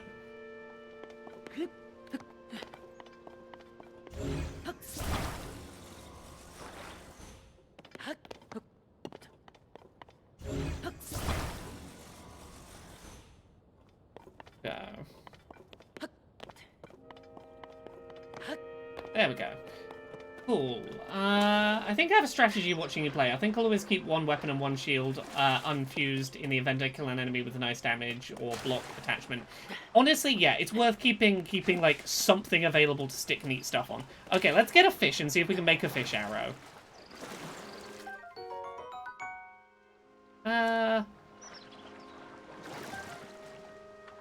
Can I make a fish arrow? Let's find out. One sec. Oh, let's get an axe for this. Oh.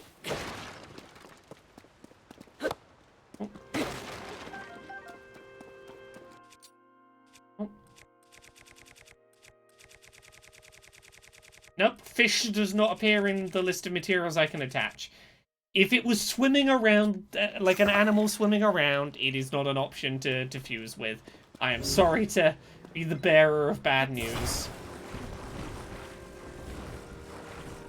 Let's go. Let's pop this down here.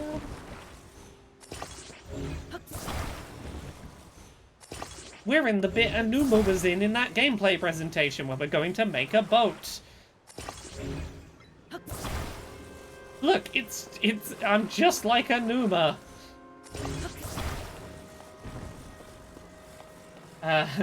Game ruined, 0 out of 10, worst Zelda confirmed. Yeah, I'm sorry to be the bearer of bad news of, lack of fish arrow. You can put, like, dead animal meat on an arrow. You can have, like, a meat arrow.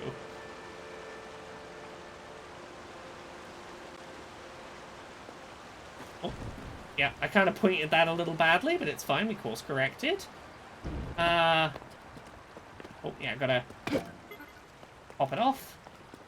You know what? I'm not gonna worry so much about like being a collectionist because this is not my actual save. I'm gonna progress a little and then we'll try and get to the end of the plateau so that you can all get a little sense of the ground where you arrive and what that do. Like, I don't know how much I'm gonna play on stream today, but not too much because I'm gonna be starting over from scratch to play along with Jane. I'm gonna start soon. Let's see. Yeah, so what we're gonna do... there's sort of cracked boulders on the ground. What if we jump attack them a couple times? Okay. Aha!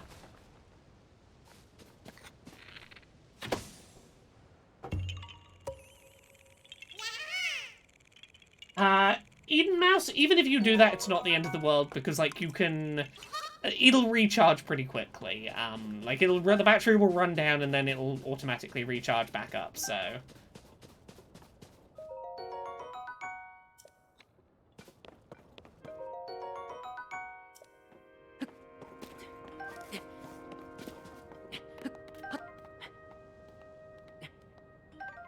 Yeah, no, there's a fair few times I've already, like, forgotten to turn stuff off and realized as I'm walking away and just going, it'll be fine.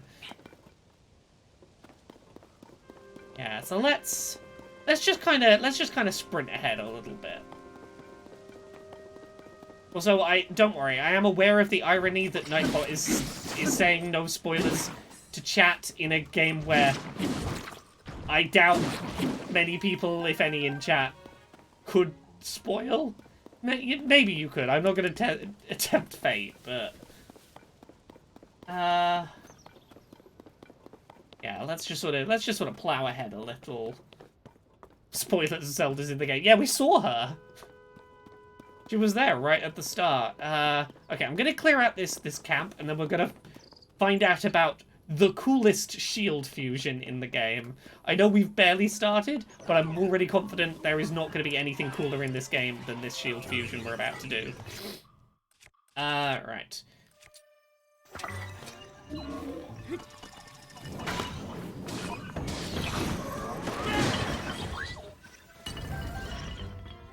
Okay, there you are.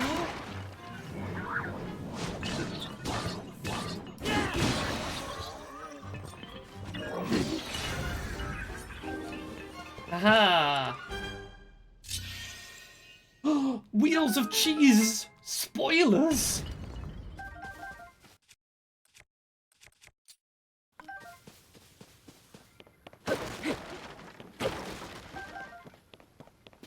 Let's grab this bit. Get the better bow. Can you fuse cheese? I don't know. Don't give me spoilers. I don't want to know if you can fuse cheese until I naturally, in gameplay, discover that secretly the cheese sword is the strongest weapon in the game because Ganondorf is lactose intolerant. You just gotta fire cheese at him. Yeah, you can do fake spoilers. Okay, are you ready for this? I don't know if you're ready for this, chat. Let me get a blank shield.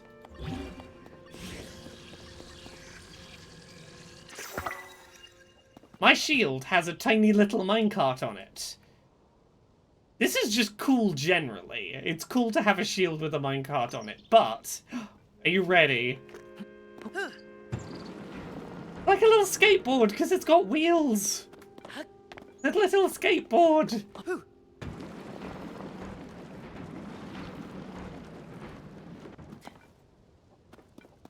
It's a literal skateboard.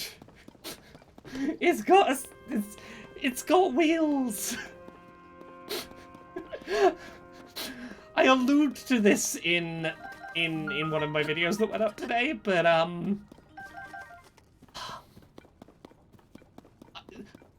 you're just allowed to make one of those whenever you want, and no one can stop you from just making a skateboard now.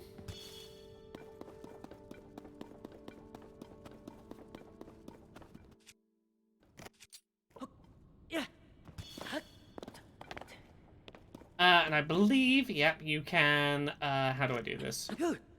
I gotta get my angle right to do this. Let's stand up on this in this way. You can ride on the rails! Because it's a minecart! You can ride the rails on your skateboard shield. You can totally make trains. We're gonna make a train in a minute. I didn't make one here because I knew that this path was blocked by rubble, but we're gonna make a little train in a minute. Okay, you're gonna tell me about Bright Bloom Seeds. Yeah.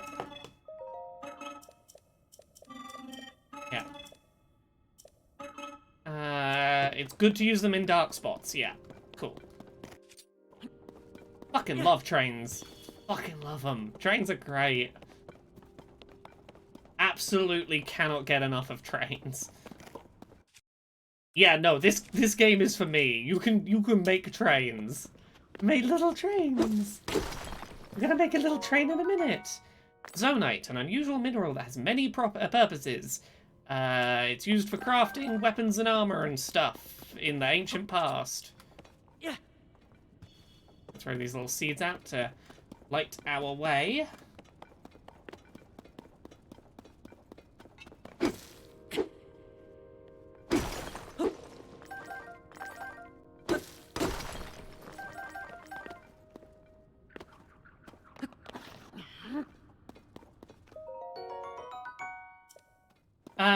How long till the Train Simulator Zelda crossover? We're gonna make it in like 2 minutes.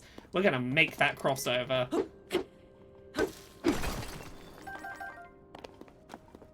Got all the stuff.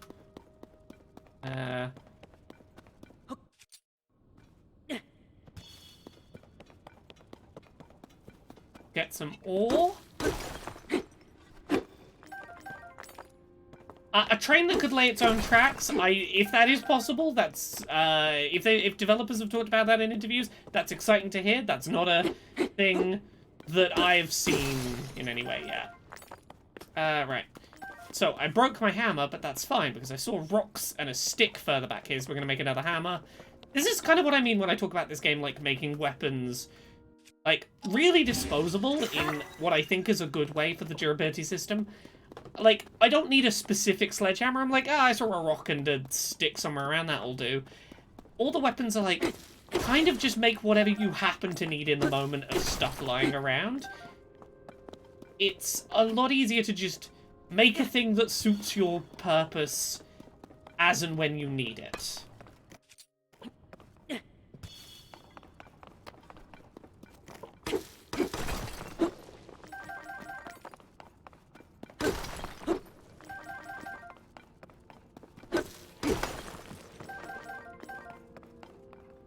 Okay, oh no, I'm sorry, I didn't mean to scare you, I wanted your fancy rocks. And this is a refinery. This is where you can turn the Zonite into stuff.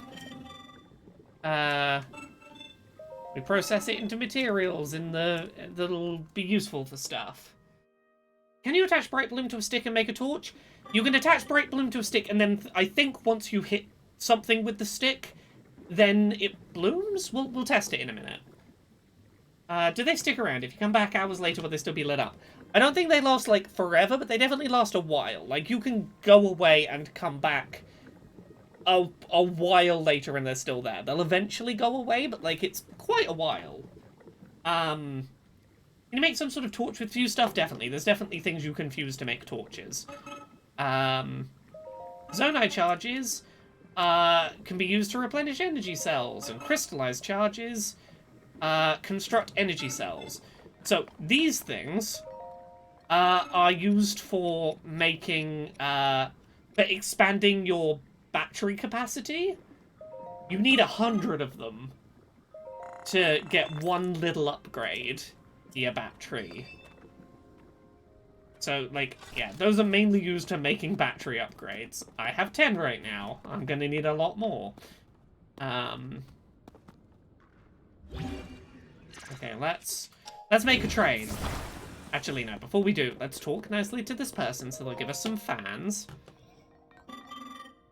Excavated resources can be transported from here. Did you forget to bring Zonite capsules? They are a convenient means of carrying portable Zonite devices. Yeah, so this so you can have stuff like fans in your inventory rather than needing to, like, find them in the moment you need them.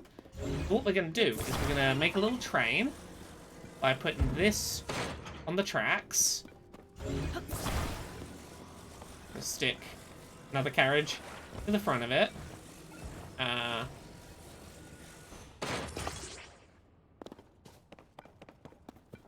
Now, there is no bend. This is a straight line, so it's going to struggle to do corners because I haven't got any kind of joint to, like, let these... These have to take corners as a solid line.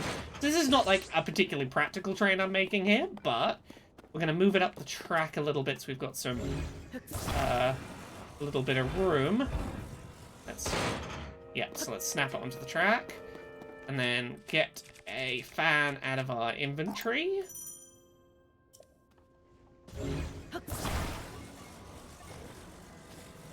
And we're gonna, like, stick it on the back here. Stick it, like... Oh, yeah. Yeah, bring... Oh, yeah. I have to bring it closer to myself. That's how we do this. And then... I'm gonna get in the front little carriage of my train. And use an arrow to activate this. I've made a little train! Yeah, it's sort of clunking a bit because it's too straight and long to do the corners properly, but...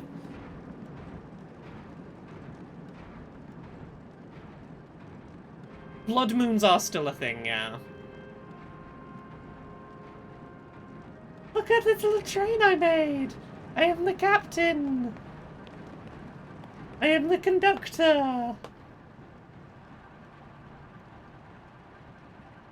I probably should have put two capsule. I probably should have put two fans on it because I'm running out of battery. I might just have to consume a Zonai capsule to get us there. You guys deserve that last little hurdle. But this might be a good way to demonstrate what Zonai charges can be used for in this regard. So we pop into the inventory and we find one, consume it. We get a little bit of extra battery to help us up this last little hurdle. Yeah, I really should have put a second fan on. It would have drained more battery, but it wouldn't have spent nearly this long trying to get up the hill. Can I get up there without popping another one? I think so. Just about.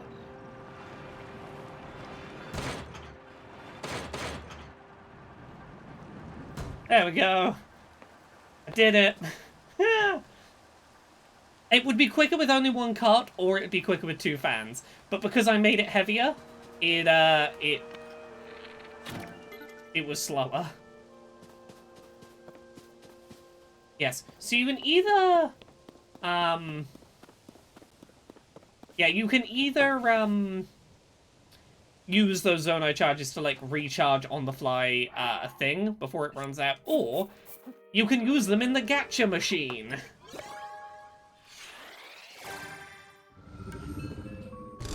You can take the fan off, but it won't go back in your inventory once you've like taken it out of its capsule. It is permanently out of its capsule. But these capsules are like so throwaway, like don't worry about it. Like Zonai charges are such a common resource that like you really don't need to worry about like having a lack of access to these things. Yeah, so we'll... Yeah, so right from the start here we have portable pots, fans, and flame emitters. Flame emitters you might have seen in one of the trailers. Let's swap to this. Let's grab a flame emitter and attach it to our shield and demonstrate what that does. So let me get to a safe distance. If I get my oh yeah, I gotta put my weapon away because it's a two-hander. It now is a flamethrower shield, but it only flamethrowers for however long your battery is, but it does recharge.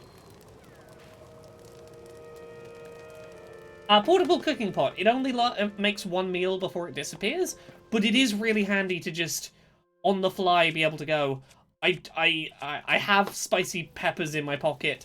And I need a meal to keep me safe from the cold, and I didn't think to make one before I left. I can just make it now. Being able to make those on-the-fly decisions is helpful. Have a little look around here before I progress.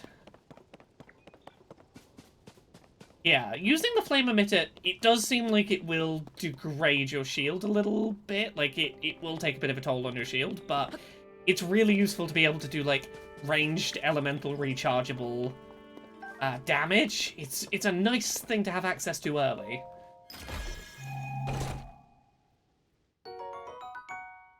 Hooray! Stamina restoring elixir! Still have an axe, that's fine.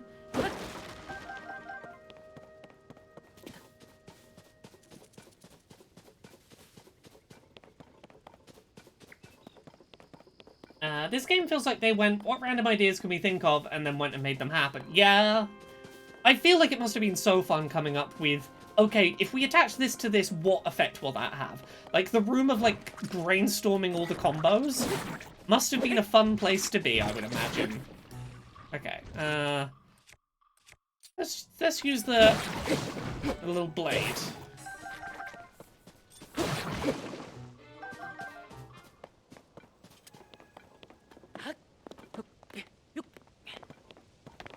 Okay. You know what, I'm going to ignore some stuff that we could be doing, so there's stuff for you to find yourself later. Like, there's another Korok that needs to reach their friend, and a path going that way that is where their friend is that you could maybe investigate. There's other things I will leave for later. What is that over there? Having a little investigate. Gmod of the Wild. There's a thing just over there that you can go fuck with if you want to. That's just a thing you can choose to encounter or ignore entirely. But let's...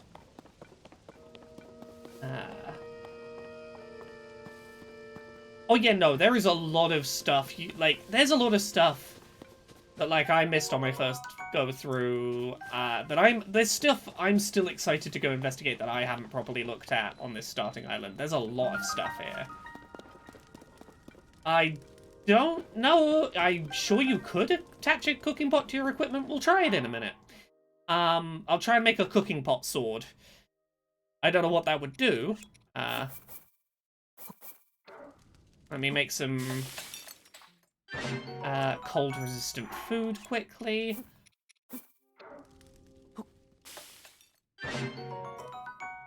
Okay, so let's try fusing some nonsense. Let's destroy the log on this and get out a portable cooking pot. And can you fuse?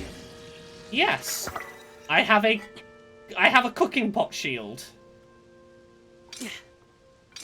I don't know what purpose it would serve.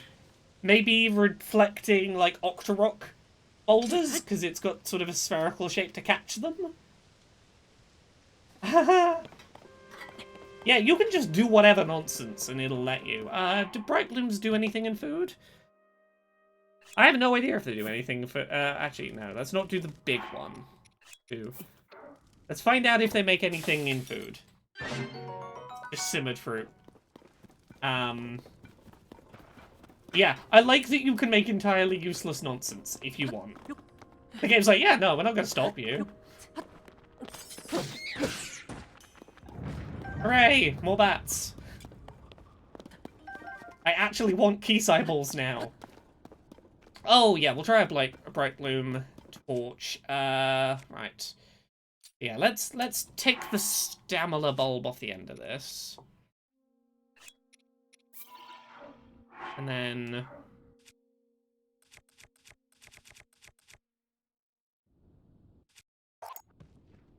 drop a bright bloom seed. If I hit something...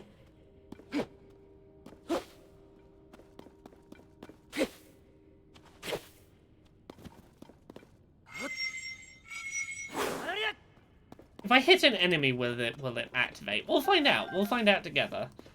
Oh, more peppers. Lovely. Yeah, I know there are ways of making torches. I don't know if this seed is a way to. Okay, so we're gonna eat one of those meals. Some cold resistance.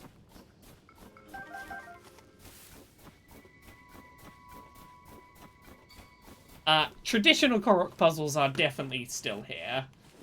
Oh yeah, no, I've played this starter island already, and I'm playing it today, and I'm gonna restart it tomorrow, and I'm super okay with that. There's a lot to see here. Final boss solution. Fuse Ganondorf to a boulder and push him into Lake Hylia. But yes, there is still very Korok puzzle-esque puzzles about.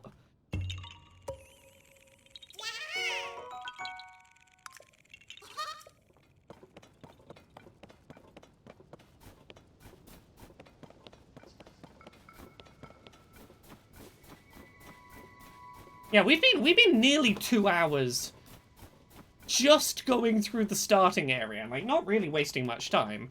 We've been 2 hours and we haven't even gotten to the 3rd shrine. Yeah, there's definitely a lot more like puzzle stuff going on. Like it's more of a like. Oh yeah. Okay. When we hit it, it activated the flower and lit up where we hit. Okay, yeah, that's fair. What am I doing? Okay, what weapon do we want to use? Let's use the Soldier Reaper.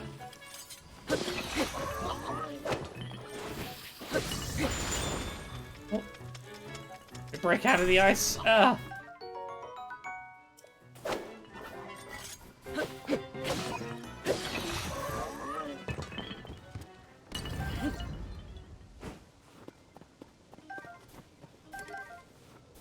Okay, let's drop this and get the long stick and fuse it to this. Oh no, I gotta have that on. And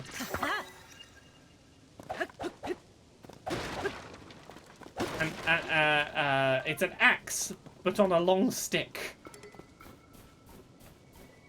Is the mission list the same as Breath of the Wild? Do we have access? We have the adventure log, which has main quests and currently no other things. I don't feel bad saying there are 2 different kinds of side quest list now. There is side quests, which are very small things, and side adventures, which are like more like Tarrytown scope things you can go do. All I want to know is if Laura is a competent player. Watching some of these other streamers has been painful.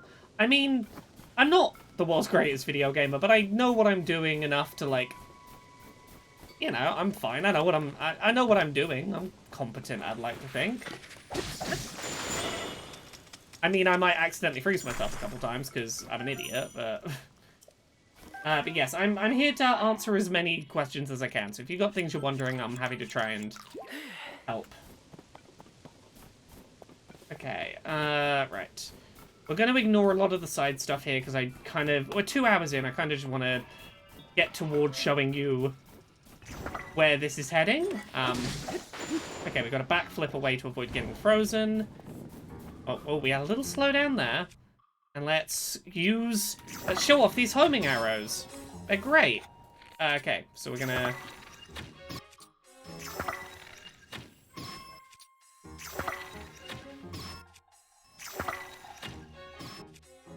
I'm just gonna bully you with homing arrows.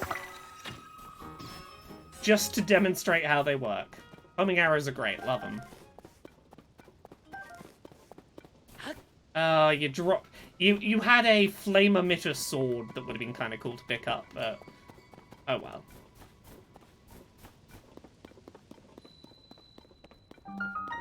Bottomless cave. I love discovering these like little named caves. Also, I see you up on the roof.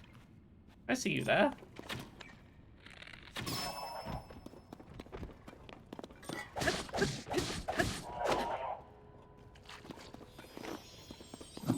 Bottomless cave. No tops, only bottoms. No, only tops, no bottoms. Bomb flowers. There we go. Grab these. You were about to see the new likes, and they're fucking terrifying. Hate them. Not a fan. Not a fan of new likes. They're horrific. I can't remember if there's anything good in this chest, so I'm gonna get it anyway.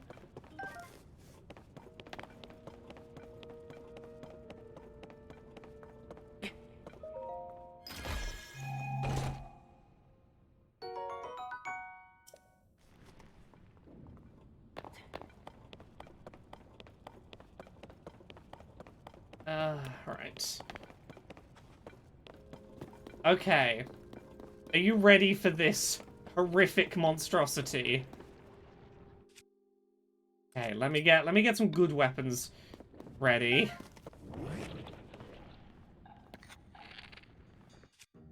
Okay, let me bomb flower this just to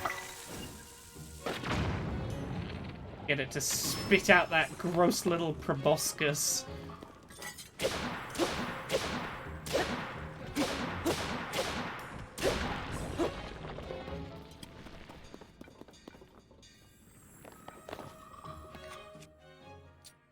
Right, you see what I mean about these things. They are gross as all hell. Ah. They did not need to make it, but they did make it. Yeah, the schlong flower. Okay, sorry, I gotta keep an eye on my tweets, because I know I posted some stuff, and I gotta check on how that's doing.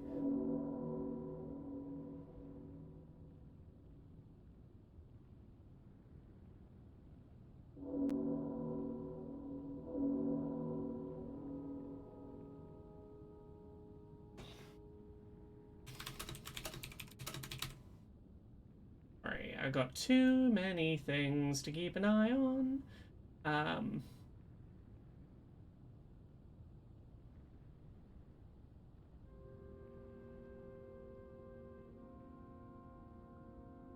Sorry, yeah, I shared my accessibility review, and I mentioned that there is at least one quest in this game that is only solvable via audio that doesn't have a visual alternative. And I realized I tweeted about that and then just like not checked my mentions. So I was like, I should probably that's a fairly big thing that I put out there, and I should probably keep an eye on how that's doing. Okay, we got another like here to deal with, but we're gonna deal with this one much easier. With our lovely flame shield. These things do not like fire.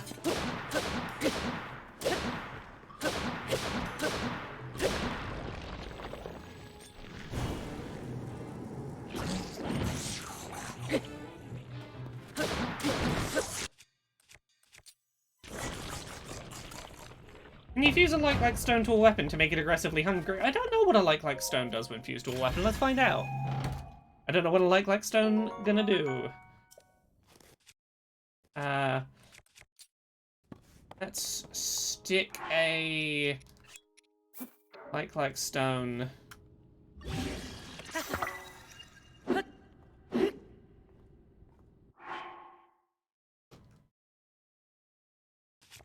Does it say what it does? Made of crystallized inner fluids. I guess we'll try it out and see if it does anything interesting. Yeah, those were likes, yeah. They are mildly terrifying. Do not likes. Yeah, +4 damage is like a nice modifier. Not everything does anything particularly special, but like a thing I know does do something special we can show off. What if we remove the spikes off this? This is like one of the cooler things early on is let's get a let's get an opal, for example, and fuse it to this sword. The sword now does water magic. It's a little magic sword, and it'll have to recharge for a second, but we can add elemental magic to a sword by sticking some metal on the end of it.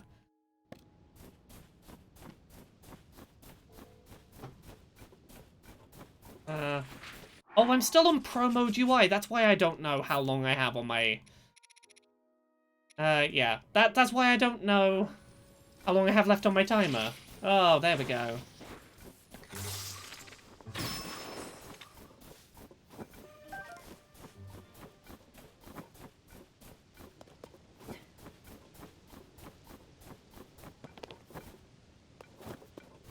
Okay, we got like 5 minutes left.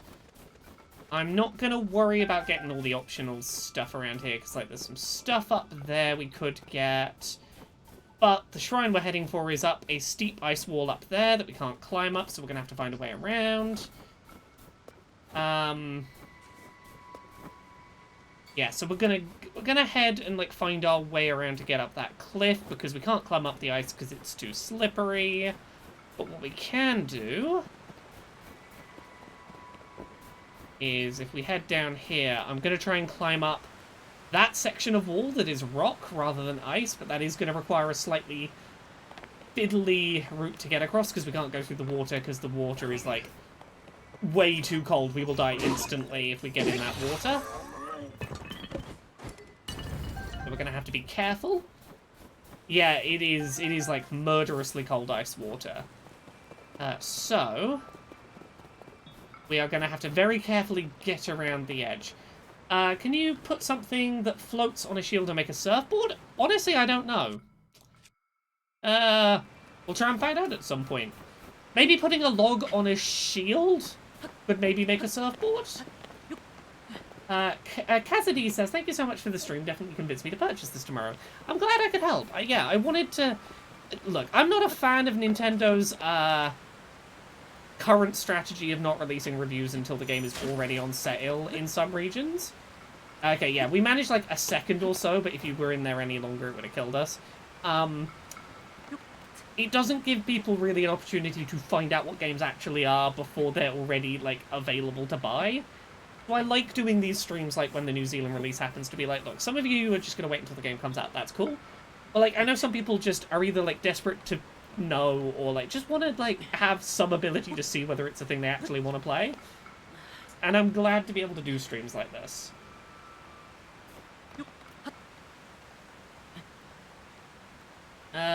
Right, let's pop up here.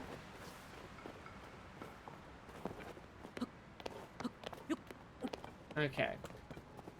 Might have to eat some more... You know what, I'm going to make some more cold resistance food, which is why it's great we now have portable pots, because we can just go drop a cooking pot down,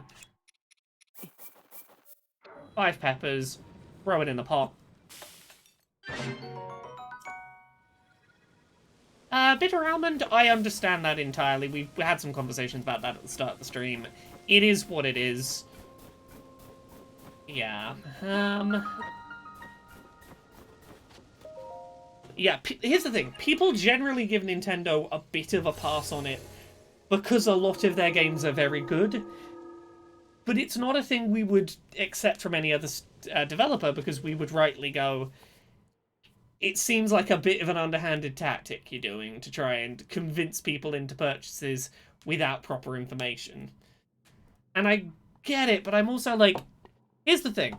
Having that be your approach to reviews in a world where also your games are leaking onto the internet like 2 weeks before release, all that does is encourage people to go watch like leaked live streams and read like, you know, forum threads and check discords, because if people can't read an official review, they're just gonna go where people are talking about the game.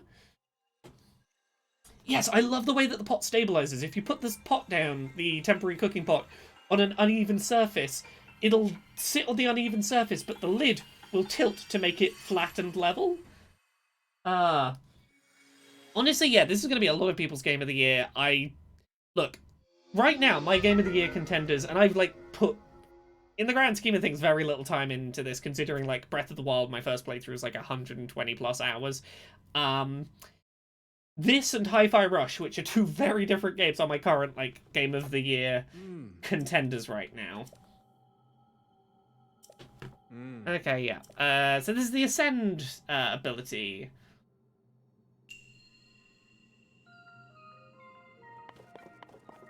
Oh, were you trying to find the video of, like, the weird dancing Ganondorf video that people had running on their Switch that they thought was going to be Tears of the Kingdom? I think it's called Suavemente. Let me Google a term and find out. Dancing Ganondorf.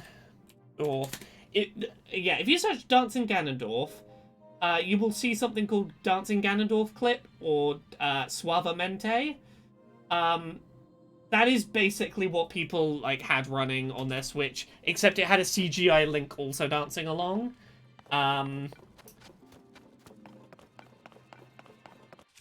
Okay, so yeah, we showed it on stream a little while ago, but yeah, here's Ascend. If you ascend through a platform that has a treasure chest on it, you'll just swim through the chest, which is fun. Oh, I didn't... You know what? I'm gonna go back down. I want to swim through the chest, so let's go further back. I gotta be... There we go. Yeah, I swam through the chest. Tee-hee. GED33, I understand why that would be a tempting proposal in some regards as a way to solve the problem, but I also think that Nintendo would be shooting themselves in the foot if they did that, because a lot of people just want to buy a physical copy and don't want to feel like they're being screwed over for wanting physical. But you know the real reason why they won't do that? Is, let's say Tears of the Kingdom had released digitally 2 weeks earlier than physical to try and make it so that, like, physical copies didn't cause leaks and the game was, like, available to purchase before it leaked. I understand that logic. The biggest reason they won't do that is gaming stores, like your GameStops or whatever, they will lobby against it. Because they will say, we won't stock your console, unless you send us physical games on day one, because game stores rely on physical copies being available day one. That's how they make that, like, a lot of their money is day one, I need to have it right now sales of people who don't want to wait around for their copy to arrive in the post. They will fight back and go, like, we won't stock your consoles if you don't if you don't make physical big releases available the same day. Yes, if you're out of space and you open a chest, you can pick a thing in your inventory to dump, rather than having to close the chest, dump something, and reopen the chest. Yeah, Metroid Prime they can get away with because it's a remake of an old game, but like anything new like this, yeah, no, they would not let that fly.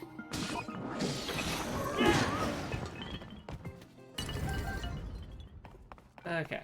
Oh yeah, so we need to make a platform we can ascend through, so we're gonna cut the ropes here. Yep. To make a flat surface so that we can ascend. Yeah, GameStop lobbied hard to get companies to let people buy downloadable stuff at retailers' codes. Exactly. You can also ascend through moving platforms.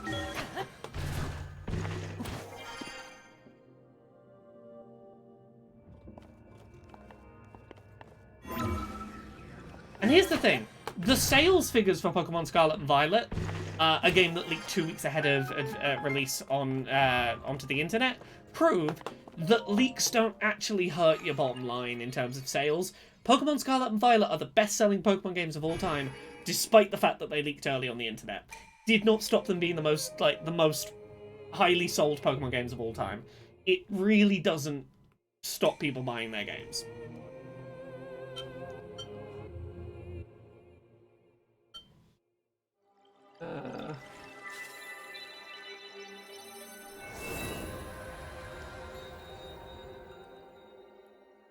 Heck.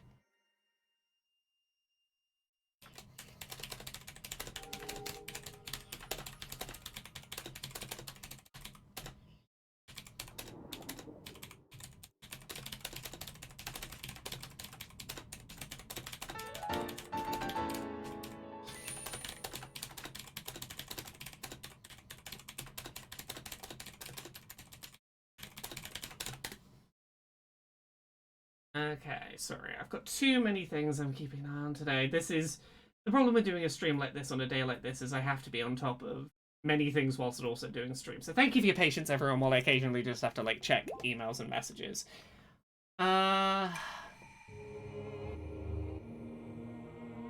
Okay, they haven't quite beaten the sales of Red and Blue, I apologize, but they're the highest selling in a while, at least. But yeah, they sold it well enough to make the point of, like, yeah, it's really not hurting your sales. That's my point. Exactly, that's the thing as well. Like, they won't do digital only for 2 weeks for, like, big major releases, because there's a lot of people who don't have decent internet access for whom that would just mean they don't get to play the game until a few weeks after launch. So we did the shrines. I see you've restored some power to that arm of yours. The door to the Temple of Time should now open for you. Cool.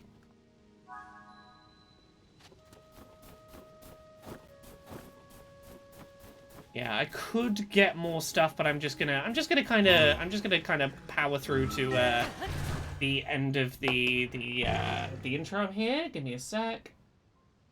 I'm trying to keep myself on top of too many things. There we go. Oh, I think we get some warm clothes in this box. Yeah, let's get some warm trousers on.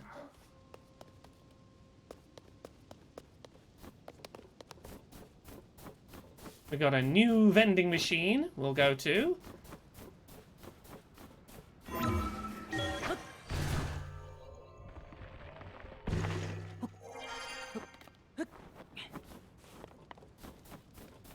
And different vending machines have different things in them, so let's play the gacha roulette and see what we get this time.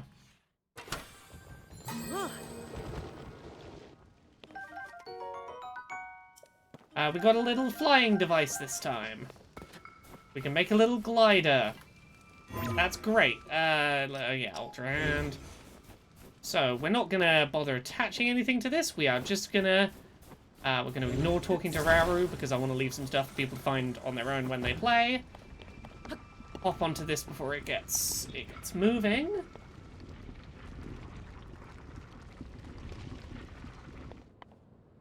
And I'm going to stand near the front to kind of point it downwards, because I need to sort of get down toward the ground here.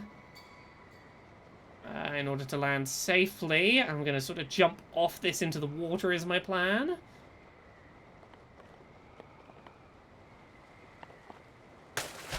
Yeah, so you can sort of steer those by where you stand on them to sort of tilt them.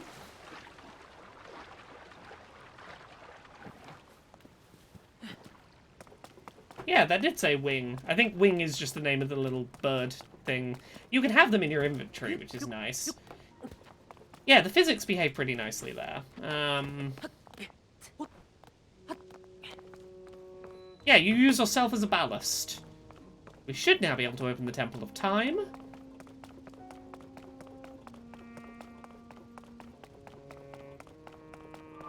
Or if we wanted to go, interestingly, if we wanted to just go on top of the Temple of Time, that is totally an option. We could just go onto the roof of it, but I won't do that for now. I would recommend waiting until you have a paraglider before going anywhere that high. Because getting back down is a problem until you can do so safely.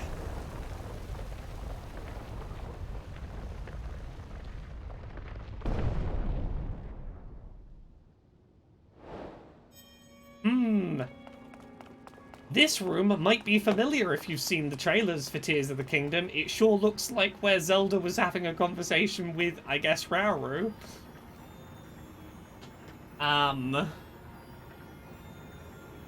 Yeah, figuring out how physics work is a big part of puzzle solving still, yeah.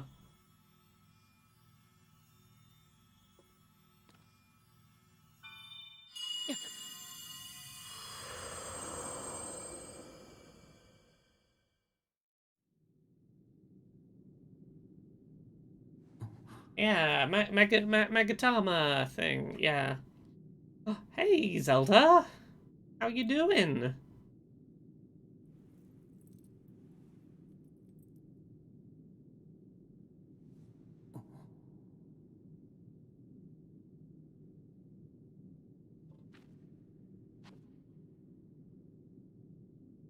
Right there, Zelda!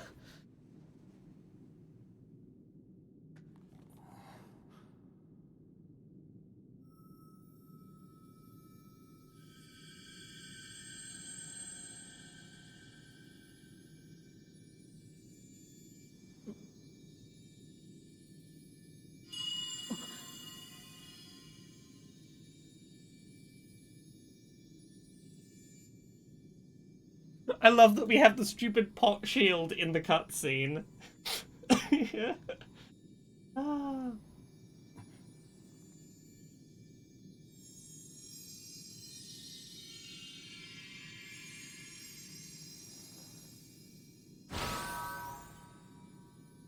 We got recall!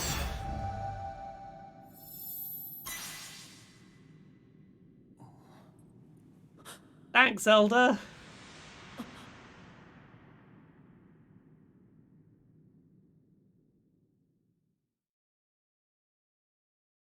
Cool.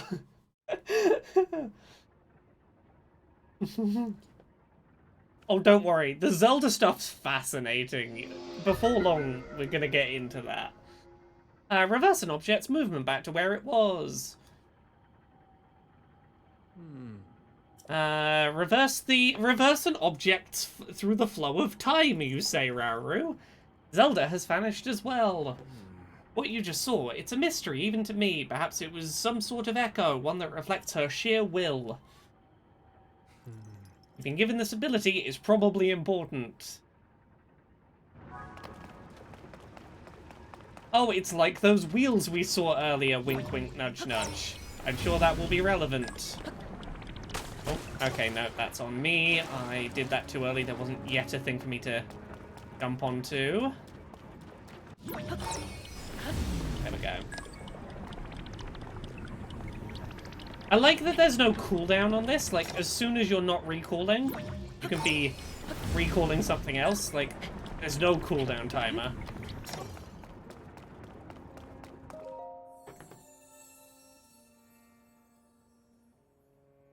Hey!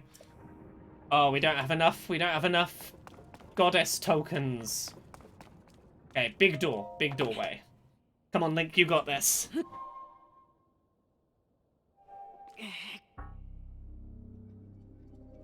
Oh, we're doing the pull the Master Sword mechanic. Nope, we need slightly more health. It's almost like we need to use that goddess statue to, like, get one more heart so we push the doors open. You're in a weakened state, not strong enough to do it. There is one more shrine on this island where you can get another blessing. Ooh. Oh, I've got a little disco going on in my room. Apparently my lights have decided... My lights, which can be, like, Bluetooth controlled to change colors and stuff, have decided to, like, they've decided they're in, like, pairing mode, which means that they're flashing. Okay, give me a second. I gotta sort my weird lights out quickly. They're looking to pair with something.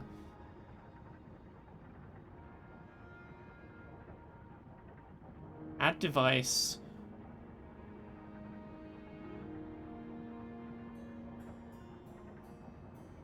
I'm gonna put my Wi-Fi code in. Sorry about this. I know this is like a really tense moment to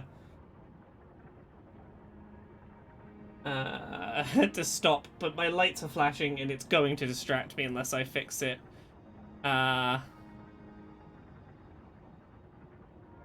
Okay, it's connecting my light bulbs back. Yeah, it's not a good design choice, right? Yeah, they're flashing to tell me they're in pairing mode. They're trying to connect.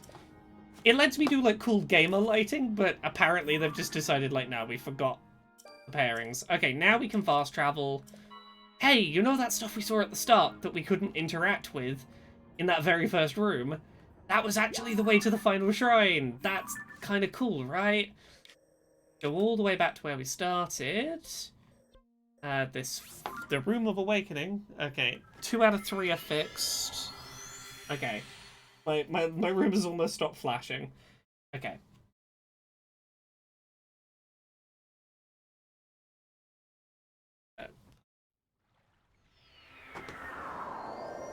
Right. So yeah, remember this from all the way back at the start, where we couldn't interact with any of this? Well, now we have recall to get up here. Ascend to get up there, and recall. Yeah, it's cooler when you didn't spend 15 minutes trying to do it too soon. Yeah, me and Jane, both spent a bit of time trying to work this out together. And then we're like, oh, we just weren't meant to do it. We didn't have any of the powers. Like, we tried to climb up that first bit without trying to ascend it. We tried to, like, jump and hold on to the the bits. We have a shrine, but we also have this person. Yeah, we were like, this seems like an interactable thing and a place you can go.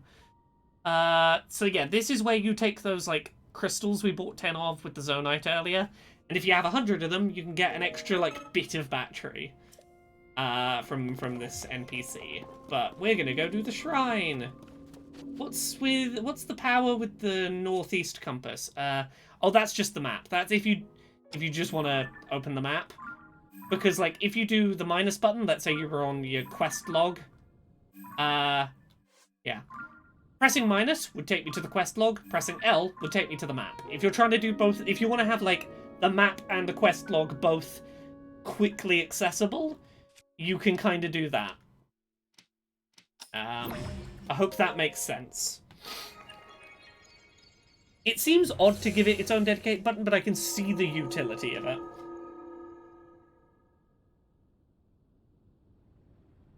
Yeah, I do like the hold down L radial select way of doing things, but the two things you have to get used to is if you've just been playing Breath of the Wild, you have to get your muscle memory out of holding D-pad up to select, because that's stuck in your head. But also, you have to get used to the fact that if you select a thing on the radial wheel, it automatically activates. It's not select it on the radial wheel, then press L an additional time to activate it, which leads to some unintended activations of things at first. Like, let's say I'm in Ultra Hand, I selected it, I'm instantly in it. So if you end up doing what I tend to do, which is, like, let go and then press L to try and get into recall, you're already in recall. But I like that things pause for a second. A second, not quite that long. I was trying to make my point, and I took too long, and now I'm gonna drown. Yes, things pause for like just a second before they start. I stopped slightly too long to talk about it. Things stop for like a second or so before they start recalling, which does give you time to get onto them, as long as you're not spending as long as I did to stop and explain what's happening. So you go like, here it is, and now there's 1, 2, yeah, about a second and a half before they start rewinding.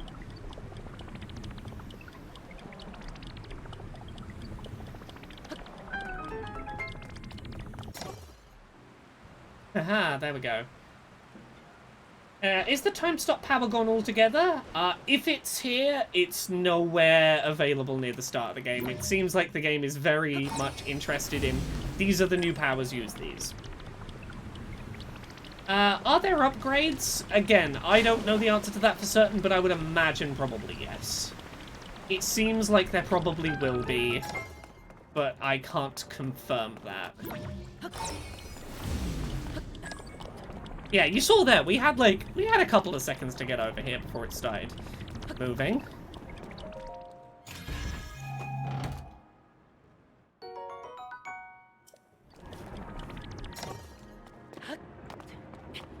Now, this took me way too long to understand. Like, Jane understood this puzzle way quicker than I did, which was that these were gonna recall independently of each other.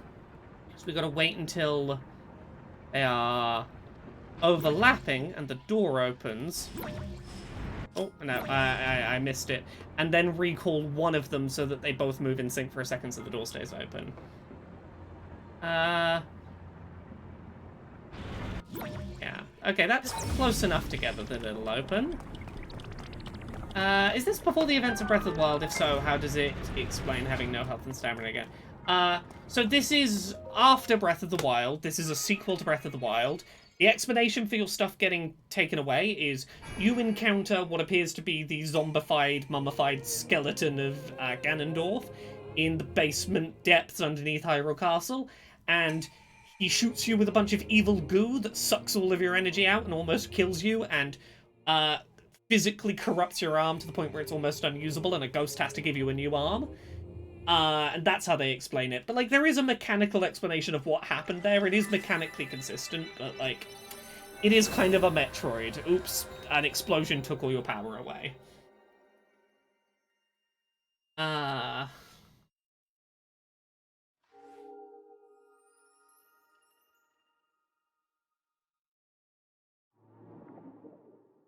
Yeah, we're burning evil out of our arm little by little, it seems.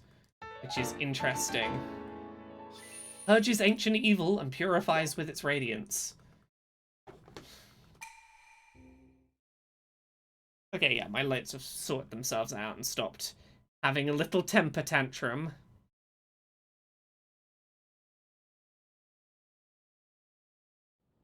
So many notifications I gotta keep on top of. Okay, there we go. So now we should be able to open that door, hopefully. So let's...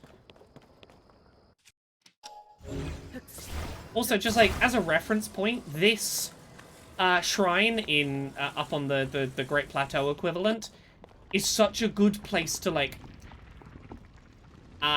it's one of the higher up Sky Islands, and it's easily accessible from the start of the game and has little bird statues on it. It's really good for... I want to go explore somewhere in the sky. Just get your little bird statue and go set off to glide. You can reach a lot of places from this little starting zone. Okay, am I above? I want to get above water so I can safely dive. We like ballast ourselves a little this way. Okay, I think I'm sort of nearish the water if I, like, glide down.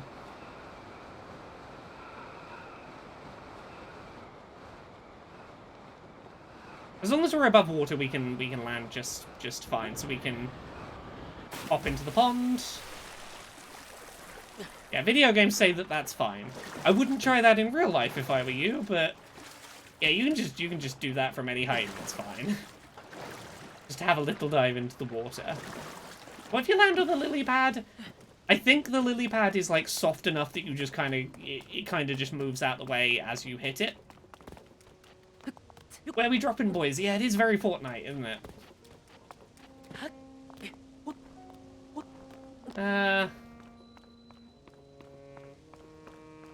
Look, as long as it's deep water, it seems to be perfectly fine.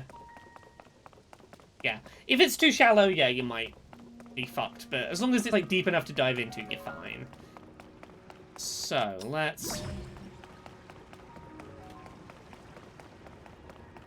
get to Hyrule proper. We're not gonna play a lot further into the narrative. Like, I'm probably gonna get as far as, like, getting that first tower and, like, those first little teasers of where the plot is, and then we'll see how people are doing, whether people fancy more, or maybe I'll just go and not be playing this on stream so that I can go and have my day.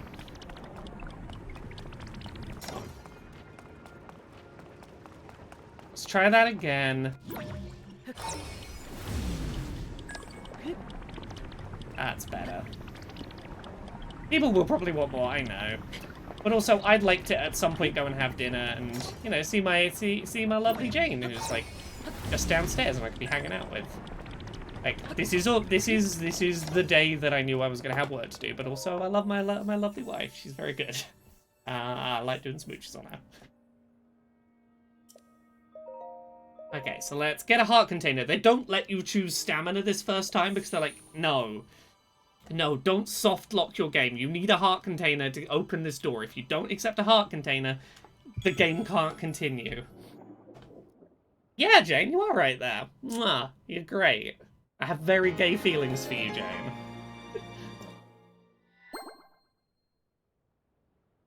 Okay, yep. Oh, no. No, I don't have more things. I'm getting kisses from a cute girl in chat. Oh, hell yeah. Okay, so let's open the door. Gay feelings are gay. I also highly recommend marrying your best friend. It's good to do. Being like, hey, bestie, I want to smooch ya is a pretty fun use of your time.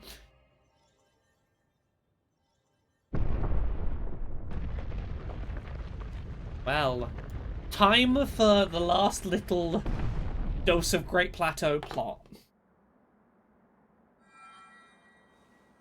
The BT, I don't deny that Ace feelings are great, but, like, you can have gay feelings and also huge amounts of garlic bread.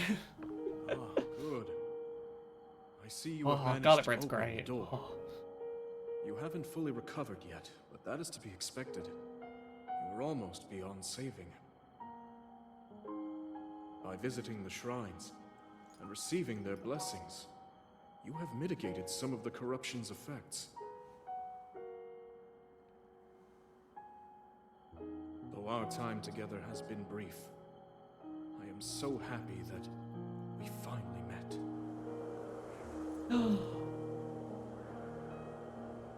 You are exactly as Zelda said.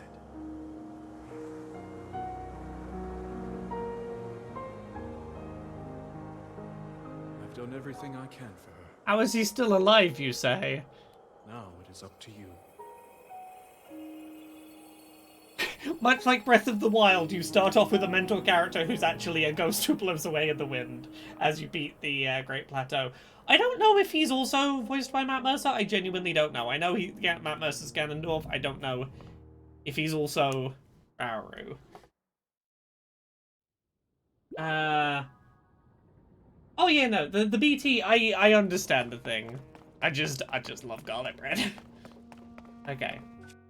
Yeah, you're only allowed to get tutorials from ghosts. Yes, it was the Prelude of Light from Ocarina of Time. The music associated with Rauru, the Stage of Light in that game, huh? Interesting. It's a good Prelude of Light you've got there.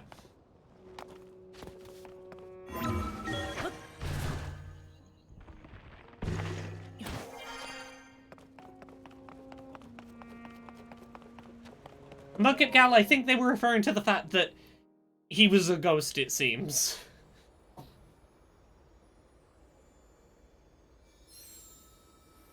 Sort of here, but he's a ghost.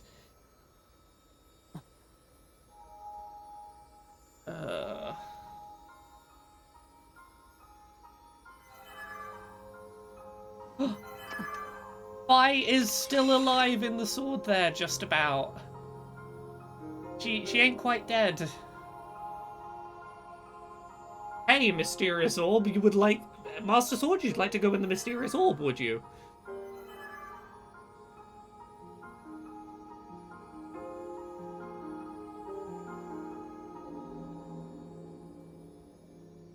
Oh yeah, no, I don't think they were talking about Matt Mercer thing now.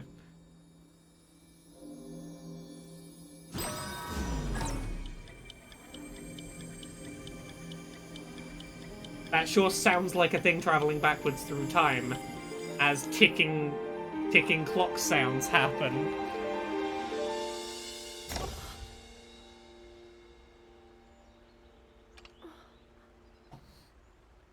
Mm-hmm.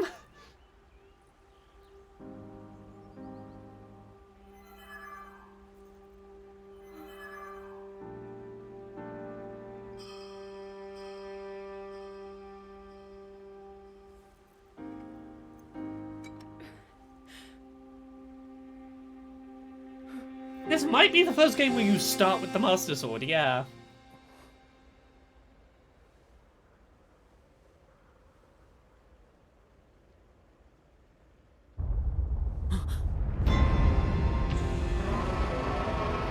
Oh, hey, dragon. You opening up some holes in the clouds for us so we can leap down to the surface now. Are you breaking Skyward Sword's cloud barrier?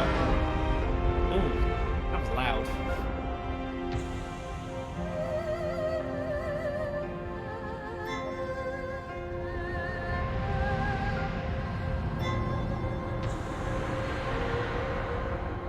Turn that down a little.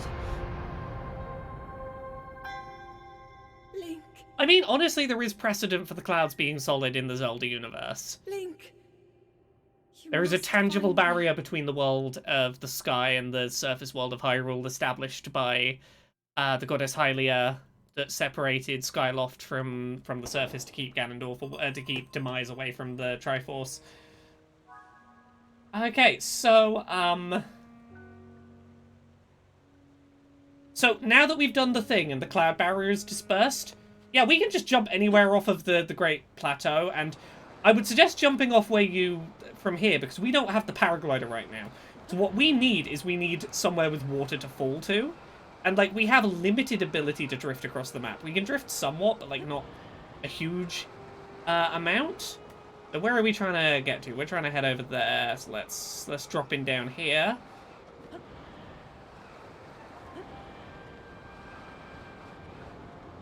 Can I just say, I love how well the loading happens, handles going from the sky to the ground with no loading, with no frame rate dips. Just, yeah, there you go. Where do the aliens come from? I want the Zelda game about aliens already. We had them in like Majora's Mask. We had them hinted at in other places. Yeah, here we are. We're on the surface. Would you like the amiibo? Ooh, if that's all right, Jane, that'd be lovely. Thank you very much. I'll come grab them in a second. Can you dive underwater? At least not at first. Yeah, let's grab those amiibo in a second, and we'll show off what the initial set give you. I think they all give you the same thing the first time you use them, and then after that they'll start giving you sort of more randomized stuff.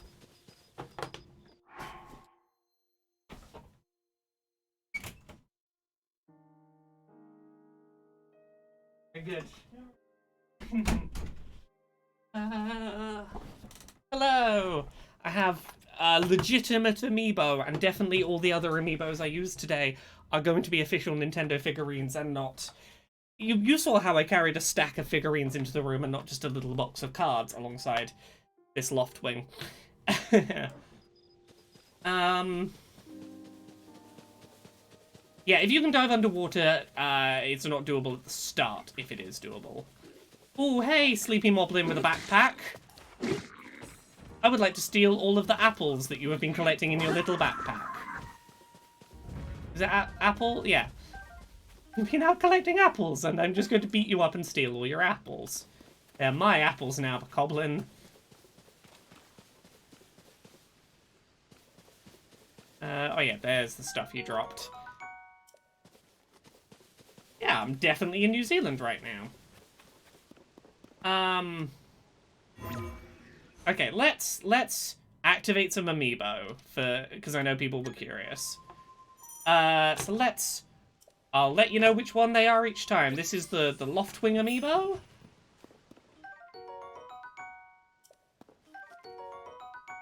We got some nice greenery.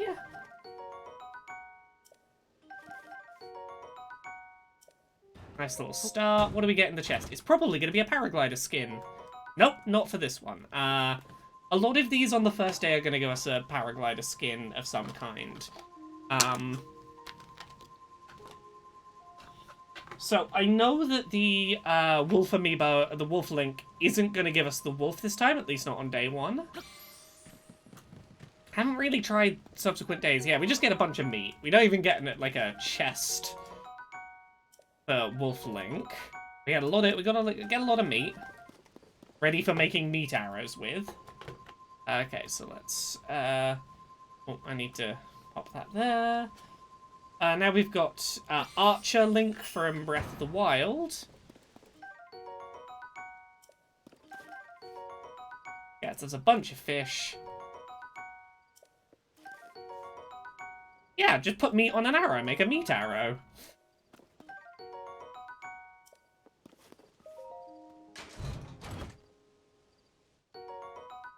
Tunic of Memories. Yeah, so that's going to be a Breath of the Wild inspired paraglider design that we can apply once we get to the place that lets us do that. This is Link riding a horse from Breath of the Wild. Yeah, we're going to get a lot of paraglider designs on this first day. I think a lot of these, the first time you use the amiibo, it gives you the paraglider skin, and then other stuff is like on a randomized table afterwards. I don't think you can fuse open chests, but like we'll find out. I think if it's an interactable that you can open and close, I don't think fuse works on it. Do we have? Yeah, we can use a.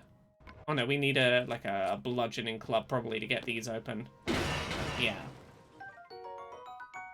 Okay, so Guardian got us roasted fish in big chests plus. Rusty Claymore. Do we want a Rusty Claymore? Nah, not particularly. It's fine. We'll deal with that. Zelda from Breath of the Wild. Oh, BT, have a good rest of your day. Darkness Light, yeah, we made it to the ground.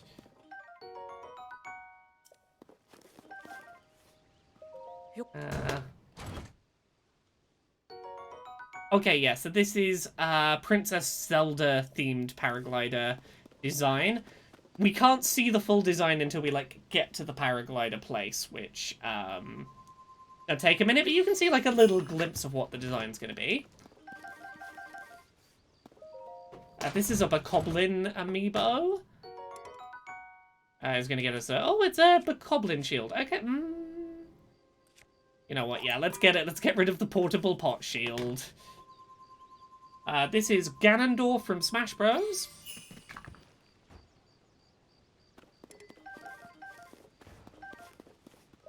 You have the Wind Waker ones? Yeah, we got the Wind Waker ones here. Oh, Demon King fabric. So this is some Ganondorf design for the paraglider.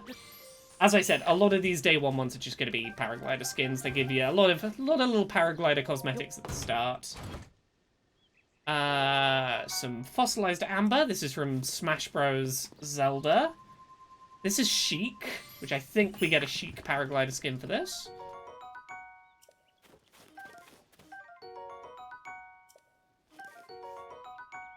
Yeah, Sheik's gonna get us a bunch of mushrooms and probably a paraglider skin. No, we get a cool bow. Okay, that's cool. Epona can still be summoned using the Smash Bros. Link amiibo. Toon Link from Smash gets us whatever's in here. Yes, you can still get Epona if you didn't get Epona in Breath of the Wild this way.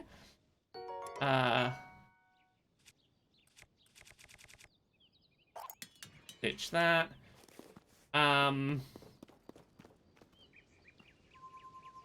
This is Skyward Sword Link.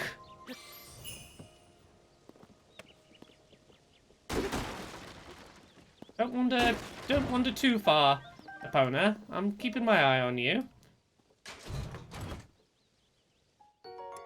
Soldier's Shield. Yeah, we can ditch that probably.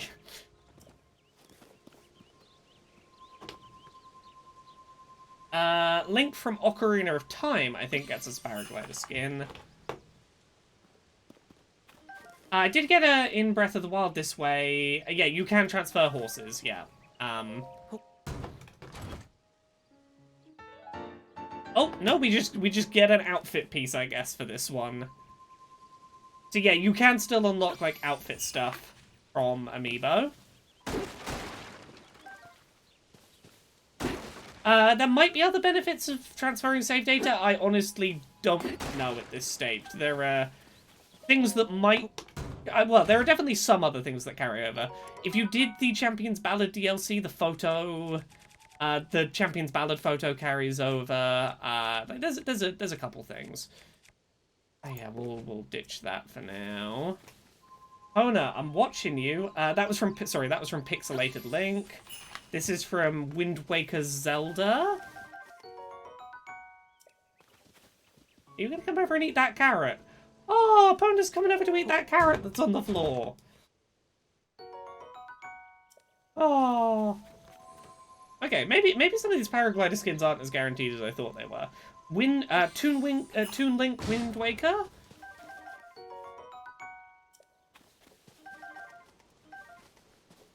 Yeah, she saw that carrot and was like, yeah, new best friend.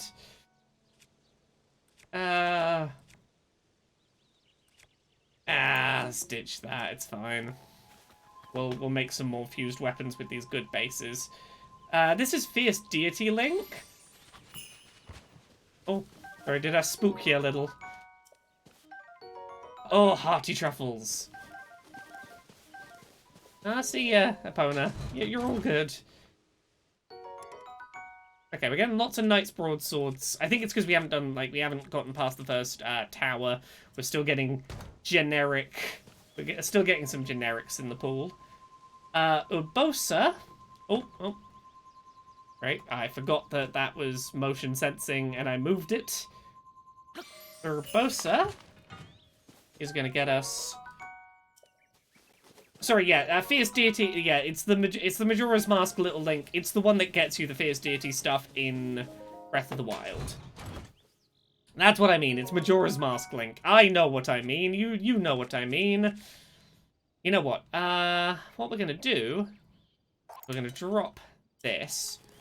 We're gonna drop this, and we're gonna put a Gerudo Scimitar on the end of a sword. Oh no, I need to equip that sword. We're gonna stick a Gerudo Scimitar onto the end of a sword. I'm gonna drop this and put a sword on a sword. Yeah, so if you're doing stuff like this where you're opening chests and you're getting way more like materials like than you have anything to use with, you can just make space by being like, okay, I got a sword and a sword. I'm gonna fuse the sword to the sword. Cool, done. Okay, Epona, what if I just drop some, an apple over here for you? Oh, a tasty little mushroom. Oh, there you come back. There, I see you coming back. You smell that food. Yeah, you can effectively double your inventory space. Mifa, what you gonna give us, Mifa? No, do you not want... What if it was an apple? Would you... want it if it was an apple?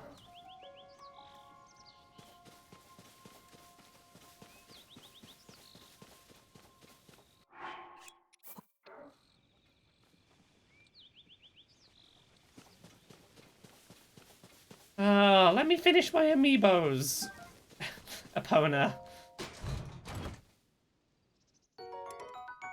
Yeah, I don't have room for that that Zora sphere, so what I'm gonna do, drop the Knight's Broadsword, and I'm just gonna fuse the broadsword onto the end of the spear. Okay, I gotta equip the sphere. And now I can just stab a sword at a distance. See the potential. Daruk is gonna get us...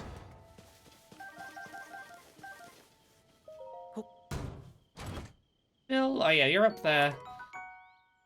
Cobble Crusher, yeah, we can ditch something to get the Cobble Crusher. Ditch that. Last one, and then we go... oh, okay, we've got 2, and then we can go get Epona. This is, Rivali.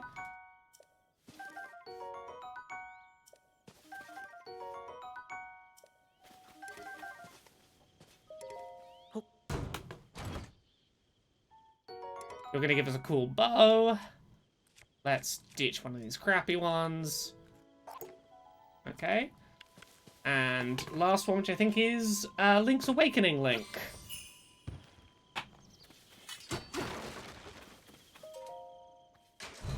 Yeah, there you are, Epona. Come on. Actually...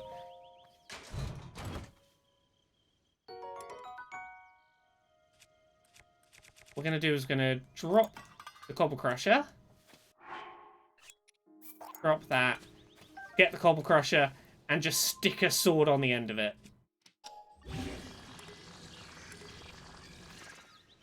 Oh no, yeah, we gotta equip it. Cobble Crusher with just a little blade on the end of it. It's nonsense. Okay, Epona.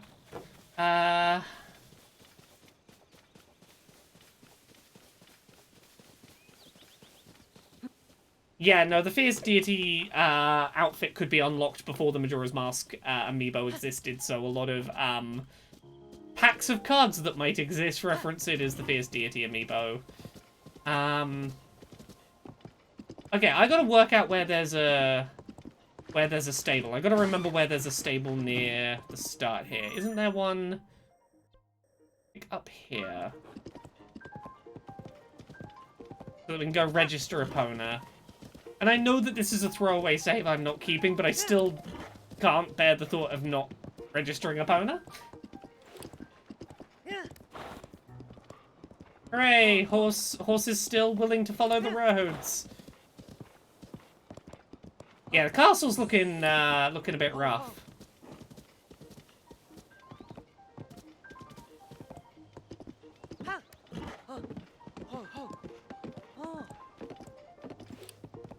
So I think if we go this way, there might be a stable around.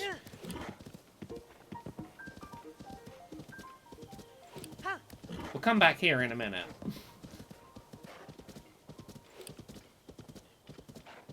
I'm looking for that telltale smoke.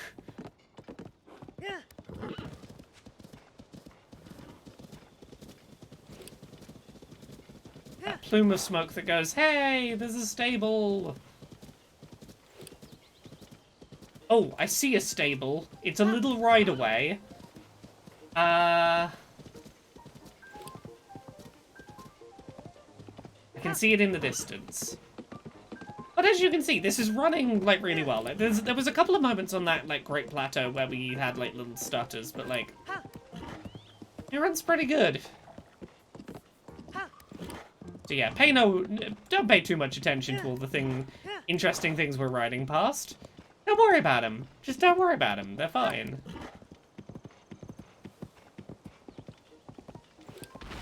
Oh, something was over there. No time to see what it was.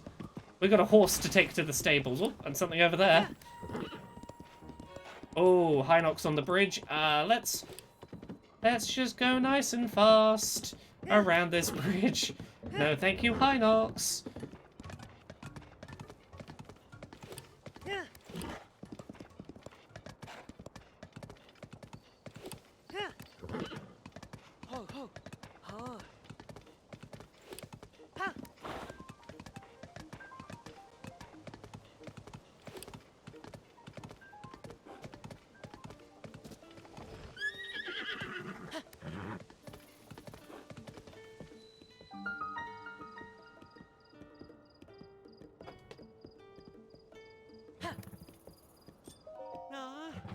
Okay, you're not a member yet. We have a membership system. Oh, sorry, I got some other messages to check.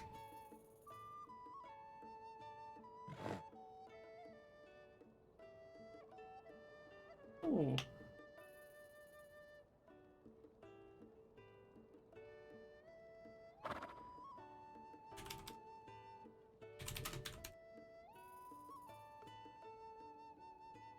Alright, I'm trying to juggle too many things today. How do you transfer the horses? Is it something you do before the game starts? If you play on a profile that has Breath of the Wild save data, your horses will just... It won't even ask. Your horses will just be here.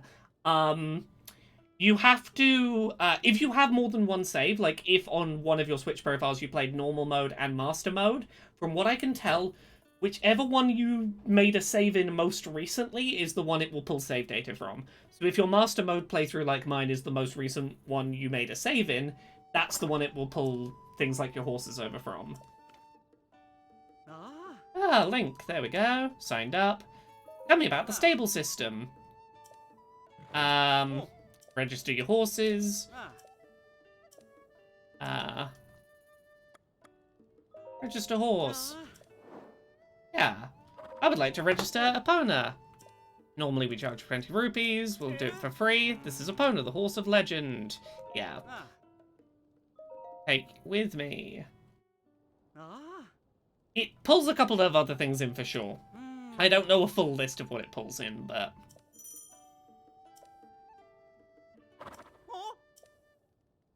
Pony points. Oh yeah, this is a new thing. Pony points. Every time you use a service at a stable, you get points. No matter what stable you go to, you get points for lodging there, registering horses, visiting a stable for the first time, things like that. We're up to 2 pony points. You can unlock rewards like new kinds of saddles or things like that. So, we've registered Epona. Okay, so now we're gonna go head back to like where the plot wants us to be. We're gonna go head back to like the plot marker.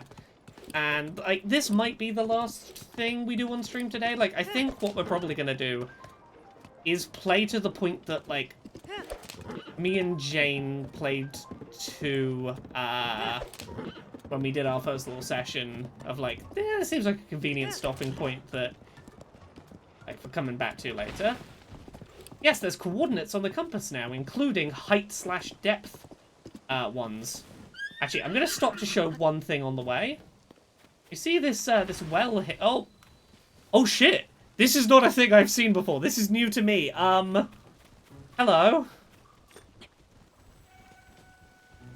Oh, hi. Aha.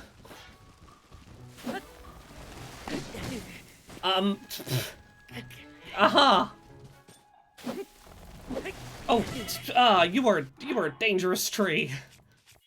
Yeah, no, there's a lot in here I don't know, still. I've somehow never seen a tree mimic.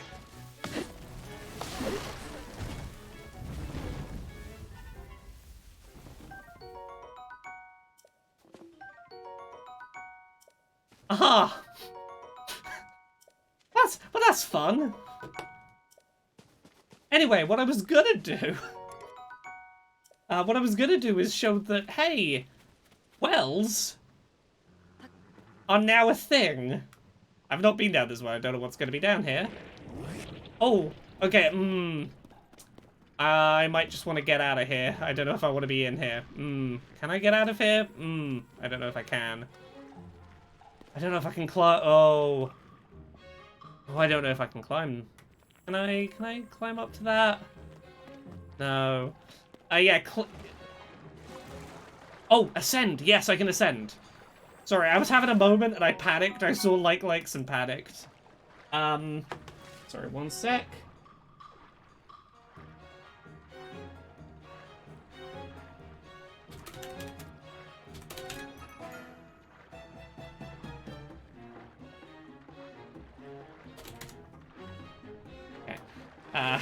Sorry.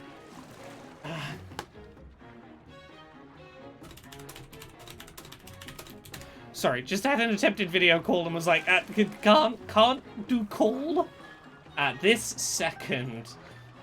Okay, screw it. Let's deal with these. Let's deal with these likes. We can handle these. They're not gonna be that bad. Okay, so we're gonna. Do we have... How many bombs do we have? We've got 5. Okay, so we're gonna... Bomb, and then regular arrow.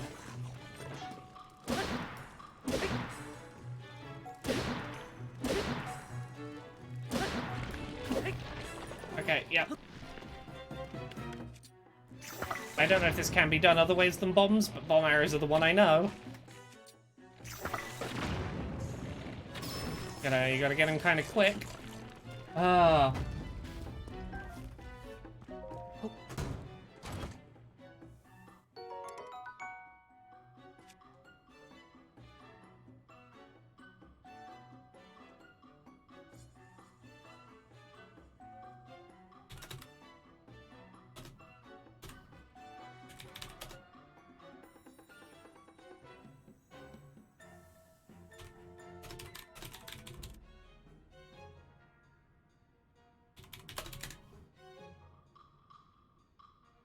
Right, sorry, what did I get? Soldier's shield.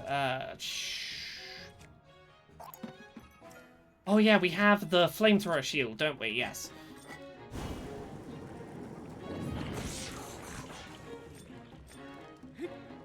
Just go. Like that.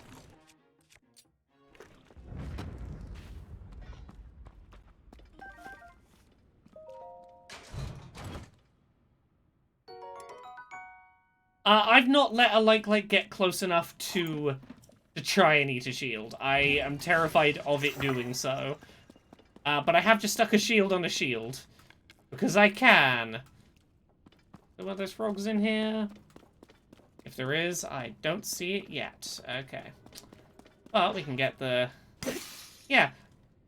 Shield, yeah, caves are just, like, a thing now. Like, wells have little caves in them. To go exploring. There's, like, stuff hidden everywhere.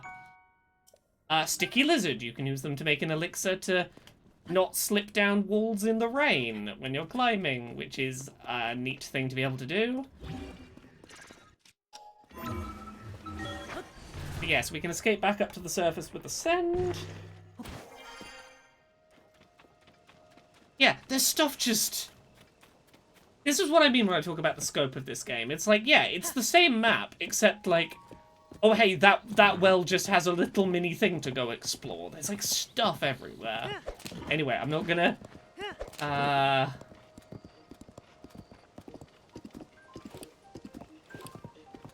Yeah, there are... You can make elixirs to mitigate going down walls in the rain now. Come on, Epona, just head on down the road for me. Are you gonna just... Yeah, Epona will follow the road. You're a good horse. I'll keep an eye on the thing, but you'll just go for me. Yeah, sticky lizards are great. Once you start being able to identify where sticky lizards hang out, we're gonna follow a little bit more of the plot. I'm gonna show you like where I would consider just following the main plot until.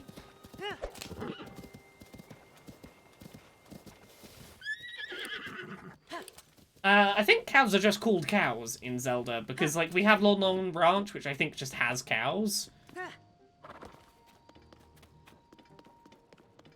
Could it be? Yeah, it's me, Link, I'm back. Where have I been? Long story, sorry about that. Sorry, last time anyone saw either of you, you or Princess Zelda, was when you went to investigate the gloom. Then the castle rose into the sky, and everyone's been so worried about what happened to you both. Ura's nearly worn herself out trying to figure out where you two went. Yeah. Let's go hang out with Pura. See how she's doing. We've got this little town.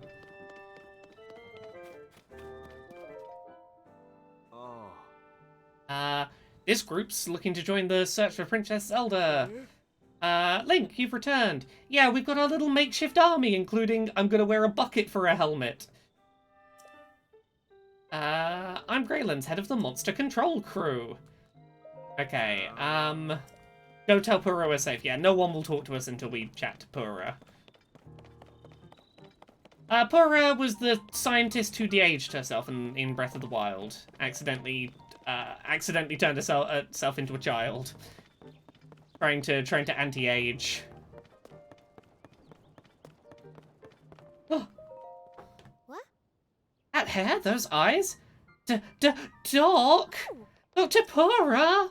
The swordsman has returned! Yeah, the classic overshot the de-aging process. It's a trope for a reason. But, seems like... Now where have you been? At the very least, it's been, like, a few years since Breath of the Wild, because she's aged up a bit. You're not a ghost, are you? Yeah, so from returning characters, I would estimate it's been maybe 5 or 6 years since Breath of the Wild, based on how much characters have aged up. Phew. One step at a time. Yeah, they reused the Age of Calamity design, and I think that's smart, because that is canonically what she looked like when she was a few years older.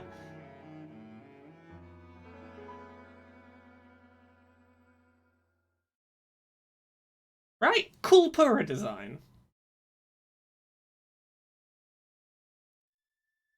So when you and Princess Zelda go beneath Hyrule Castle, you discover a mysterious mummy which suddenly reanimates. Then Zelda falls into a fissure and vanishes. That must have been when the castle rose and the ruins fell. Then, later, you wake up on a sky island, saved by the arm that was stuck to the mummy. You get the Pura pad from an unusual creature. Yeah, nice little recap for anyone who wasn't here for the start of the stream. To someone named Rauru. The Master Sword disappears. You hear the princess's voice and find your way here. That about sums it up. Yeah, just in case you spent... you say just in case you went walking in the woods for hours. That's what me and Jane did. We didn't, like, come and do this for ages. We got a horse and then went on a big quest because we couldn't remember where a stable was. And then we went trying to find a place that we thought might be where we get the paraglider, but it wasn't. We went on, like, quite a journey before we came back here. Are you saying you came from up there? Yeah, we did. This Rauru you met, I think that's what the first king of Hyrule was named. Are they the one and the same? So much of this doesn't make sense yet. I'm certain that mummy you found under the castle must be related to the upheaval. The castle rising up, the ruins falling from the sky. The mummy must be connected to it somehow.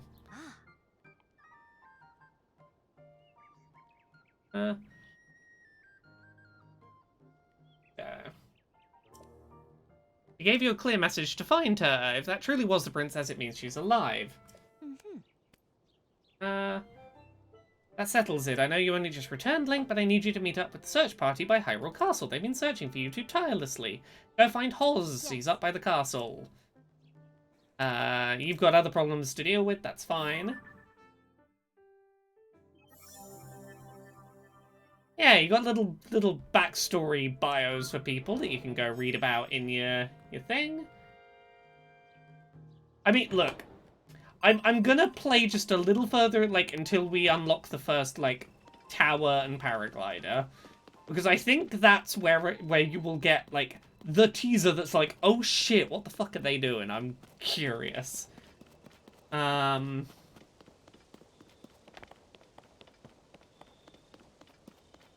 Okay, so let's go through the Hyrule Castle ruins. I'm going to ignore the shrine for now. I'm going to ignore basically everything. I'm going to ignore the shrine. I'm going to ignore this little person here who would like some help. Just going to go up to the castle.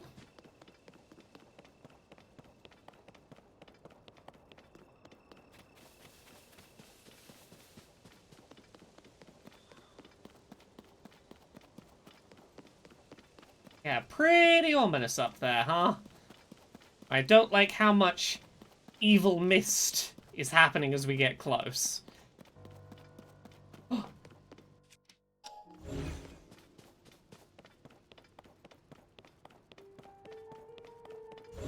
We don't have Magnesis anymore, but we do have Ultra Hand. We can still open the gates. Okay, yeah, there we go.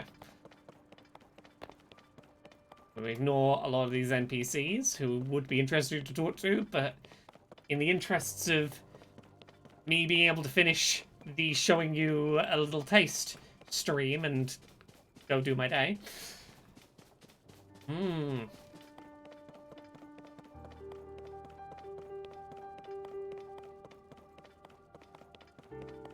love this little ominous music here.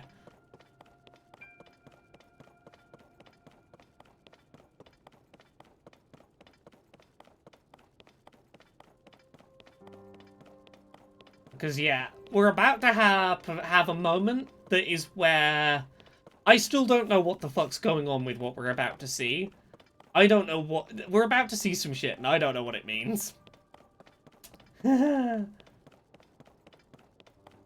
We did hear Matt Mercer at the start of the game. He talked a little bit before he threw the castle up in the air. Like, right at the start of the stream, he was very like... Oh, you are the Zelda. Okay, so we're gonna send up to the roof where this guy we're looking for is.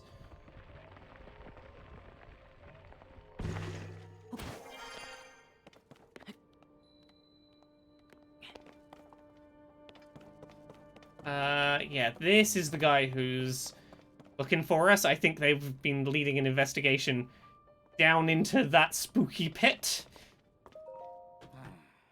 Sorry, but I'm in the middle of something. Oh. Link, is that you? You're alive and in one piece, it looks like. Does that mean Princess Zelda's safe too? What a relief. Hang on, you're alone, but you heard the princess calling out to you and you're here to help with the search. I see. Maybe I don't. I'm a little confused, but that doesn't matter right now. What matters is continuing our search for Princess Zelda. I'm relieved to see you come up here and help us, though. We needed some good news. The sheer amount of gloom has gotten overwhelming. Our work carries on. We've been a little dead in the water. Captain! It's Princess Zelda!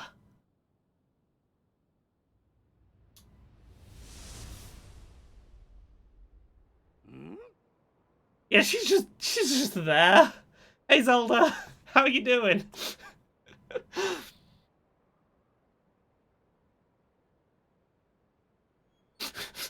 T-pose to assert dominance as she floated to the sky. Off she goes.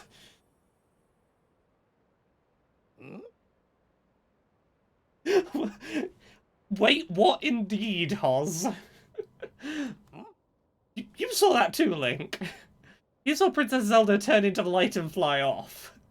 Yes, I must go, my planet needs me. How strange, this is an emergency situation. Why would she leave without saying a word to us? We need to let Purah know about this. What we just witnessed, I think it makes sense for us to withdraw, but it will take a bit. Please tell Purah what happened. Yeah, so, Zelda's okay. She's just an ominous glowing orb. But, like, she's fine being just an ominous glowing orb. She's not, like, you know, she's fine. Who says she doesn't want to be an ominous glowing orb? Oh. Aha! Got ya.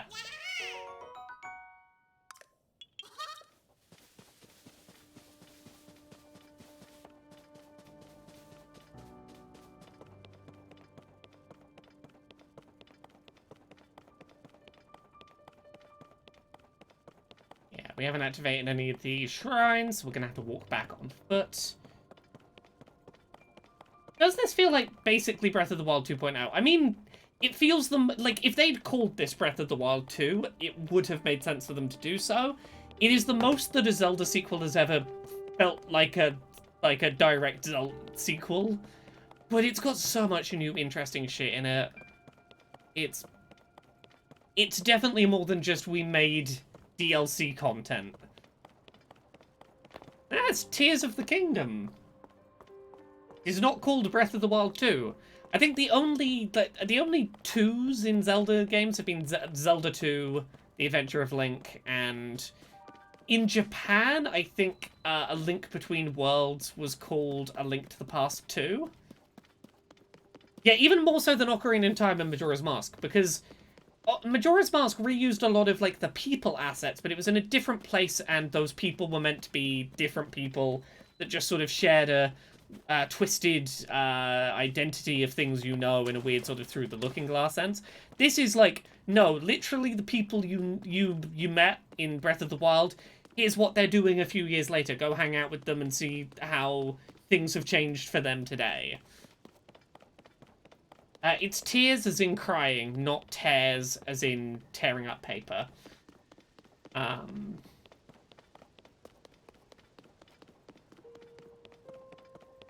Has that star fragment literally fallen inside the walls here? That'd be cool.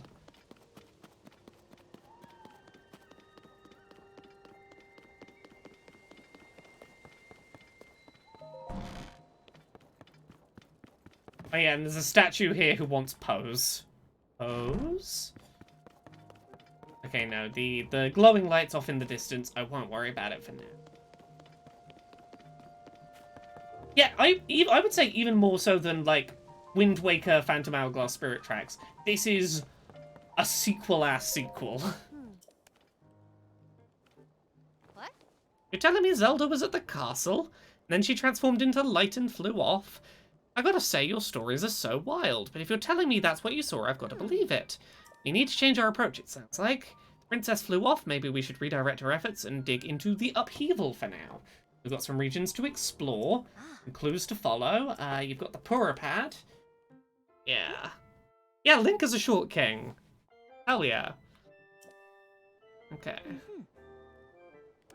Yeah, Link is shorter than Purah. Hell yeah. We need to add map data from that from around Lookout Landing. We need our Skyview Tower for that. Okay. Honestly, NH London, I have some other silly Zelda theory videos I want to make. I kind of joked about this at the start of the stream, but Legend of Zelda Breath of the Wild theory video, in between Breath of the Wild and Tears of the Kingdom, 8 additional Sheikah shrines are discovered in Hyrule, because there's no other explanation for the fact that Link, at the start of Tears of the Kingdom, has 2 full rows of hearts and 3 full stamina wheels, a thing that there are not enough shrines in Breath of the Wild to achieve. You are 8 shrines short, therefore 8 additional shrines are discovered in between the 2 games. Lore video, topic, theory video. I feel like it's been 5 or 6 years. Like, when you look at characters like, Tulin, Teba's kid, yeah, 5 or 6 years feels about right. Okay, so we've got to rest up. The emergency shelter. Yeah, that's fine. You're going to fix the tower. Yeah, I feel like they're going to, like, Link and Zelda are going to be in their, like, in their 20s. Okay. Yeah. We're going to finish working on the tower. We'll leave you to it. I know I kind of skimmed over the dialogue slightly there. But we're going to go find the emergency shelter, which is here in the middle of town. My name is Scorpus, and I gotta look out after the landing.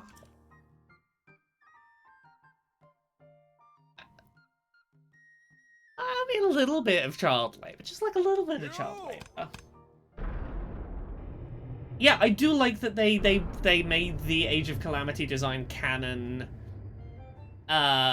with her sort of returning to that point here. I think it's a really nice way to make Age of Calamity not feel non-canon.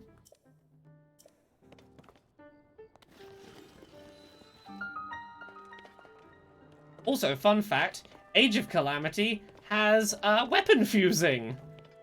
Fun fact. Okay, let's not mess around in here too much. There are some like quests and stuff we could do, but again, we're gonna skip over a lot of stuff and just get to like the point that I would go, this is where I'd start like exploring.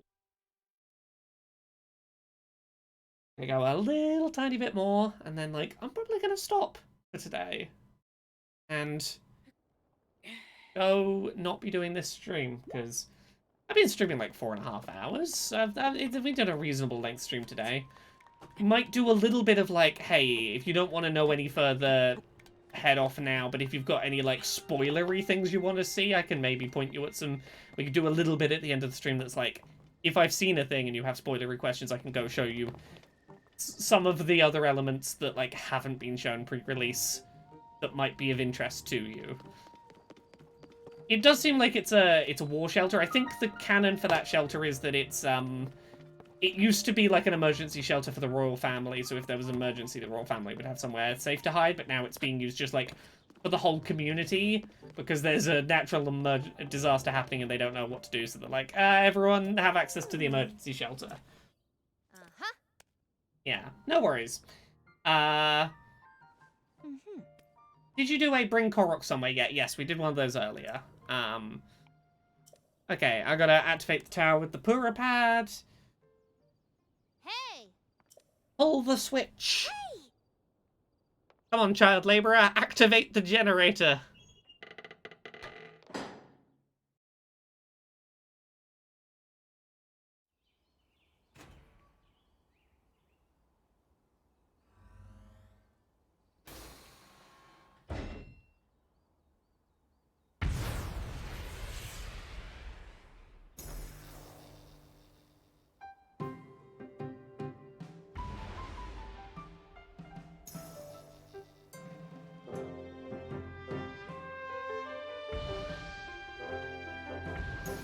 It sure does seem like it was a high voltage circuit from the amount of things it has activated at various distances around the community.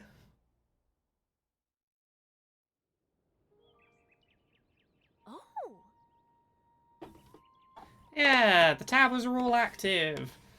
So yeah, I would suggest at least playing far enough to like make the towers work, so that if you happen to travel somewhere and see one, you can use it if you want. Like, this is the major mechanics are available point. I guess so. I guess they tore down a lot of the Shikatek because they were worried about the Shikatek being turned against them again, the way that it was when Calamity Ganon took control of everything and like puppeted it to attack all the citizens. It's like, yeah, maybe we just like dismantle all the Shikatek just in case, because like apparently Ganondorf's got like a Trojan horse virus to take control of it all. I've not been to Tarry Town. I don't know what's happening there yet. I've left it deliberately. It's one of the things I'm like, I want to discover once like the game's out for everyone. I don't want to rush and see too much of it before release. Can I see the inventory? Yeah, give me a second. We gotta get through this. So the primary function of these is to survey an area, to make a map, scan the topography using the Purapad. Yeah, we gotta get through this and then we'll do the thing. You'll need a paraglider. Okay, we haven't tested this out because we needed you. Someone brave enough to be shot out a cannon with only a paraglider to save you. Okay. Yeah. Okay. Mark the places that the upheaval has done its, like, scary, spooky business in a minute. Yeah, this is how you get map data. We're gonna plug the USB-C cable into your Switch.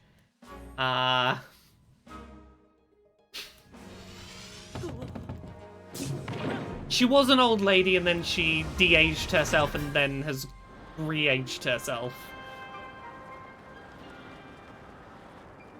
Look at how smoothly this all loads. Zero, like, loading issues, no frame rate issues. This whole world is just here.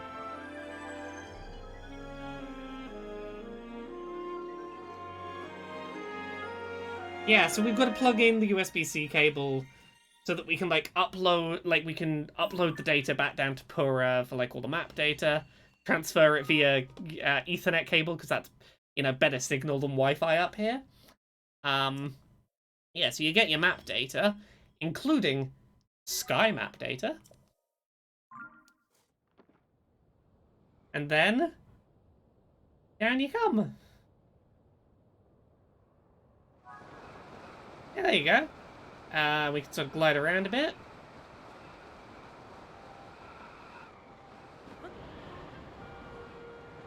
And go, do we want to go somewhere specific? Maybe we want to sort of glide over this way. We could get the glider out.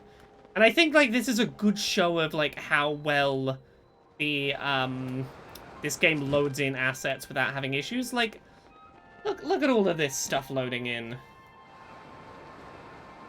without a hiccup.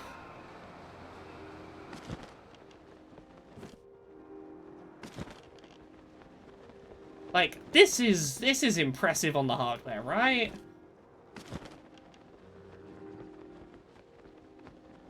Can you go relaunch at any one of the towers you've unlocked? Yes, you can.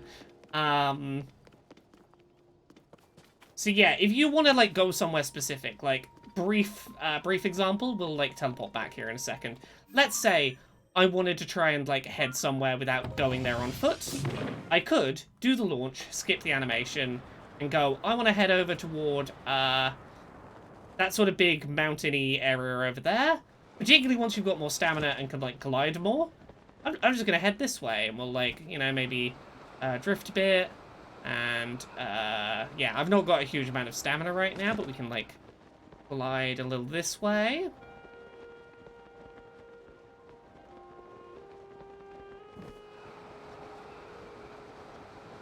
We're, like, slowly moving this way. We're not, like, making a lot of distance when we just fall, but it's more stamina, helpful. So we'll sort of drift out this way.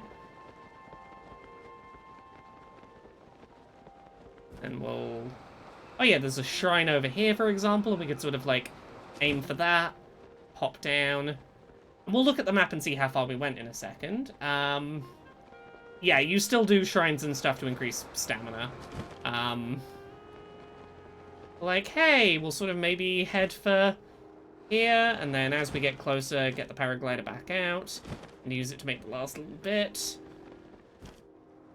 And from that tower, we covered that much of the map in one big glide with one stamina wheel.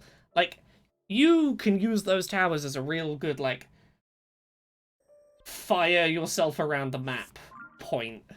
Plus, you can, like, use your camera to ping locations of interest while you're in the air, which is, like, real good for scouting stuff out. Yeah, we almost got to the edge of the region we were in.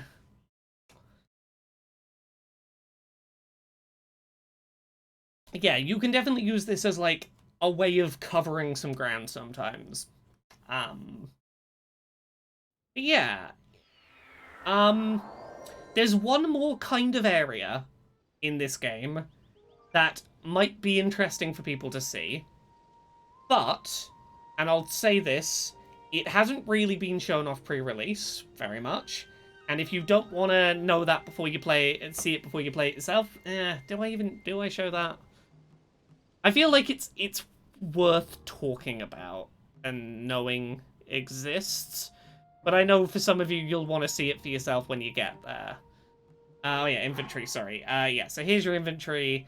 We've got Zonai devices, we've got cooked meals, general materials, weapons, shields, bows and arrows, and equipment. Oh, we can make ourselves look... Yeah, we can make ourselves look kind of Breath of the Wild, like traditional Linky. Yeah. So the underground. I'm not gonna go far, but if you would like to see like a tiny bit of what the underground is like, and then that's gonna be the last thing I do, and we will leave it there for today. Okay. So this is the last like element of the game that I think is interesting to talk about. And thankfully I have some Bright Bloom seeds, so we can sort of get away with dipping our toes into this. If you don't want to see any of the underground until you do it yourself, now's your warning. But this is the last thing I'm going to show, and then, you know, there will be other people streaming it. I'm sure you can head over to. But I want to leave some of this mysterious. We're gonna try and glide this way.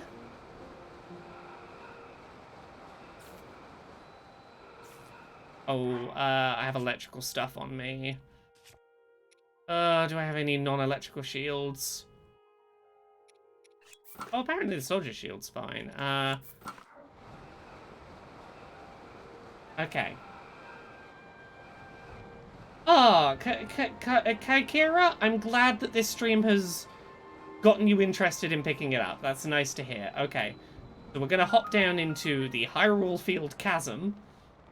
Have I seen a Guardian? I haven't seen a Guardian.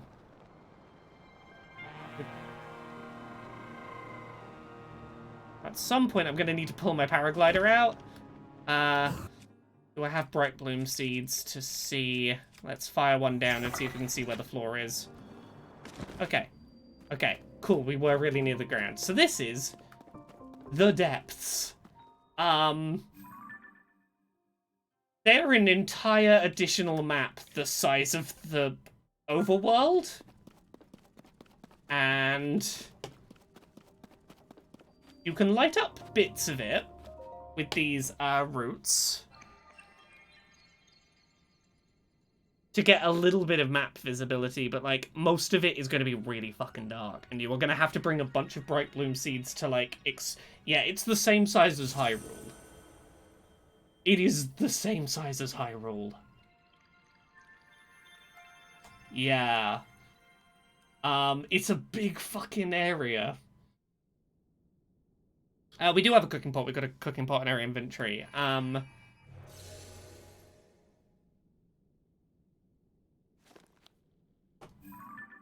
So this is a tiny section of the this tiny section of the map is like kind of lit up, and anywhere we get outside of here, let's Yeah, so this tiny section is all that has light in it. The rest of this is all in pitch darkness. If we want to go explore, we're going to need to have a bunch of bright bloom seeds.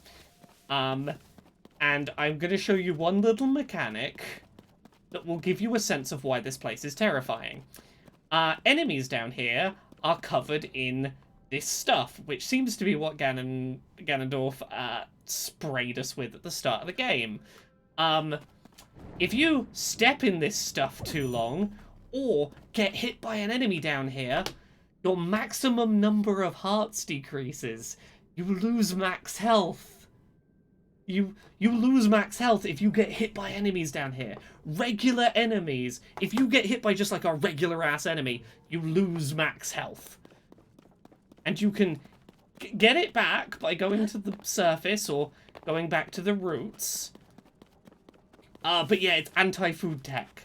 So, yeah, you come back to the light here. You don't get the health back, but you get the maximum back. By going back to the light, you get it back. But that's the mechanic that, like, that's canonically where all our hearts went at the start of the game, is Ganondorf fucking sprayed us down to hell with, concentrated evil goop. But yeah, you see that there's just, like, lights off into the distance. You want to know what that stuff is? Bring a fuck ton of bright bloom seeds to light the way and just go explore this weird little underground.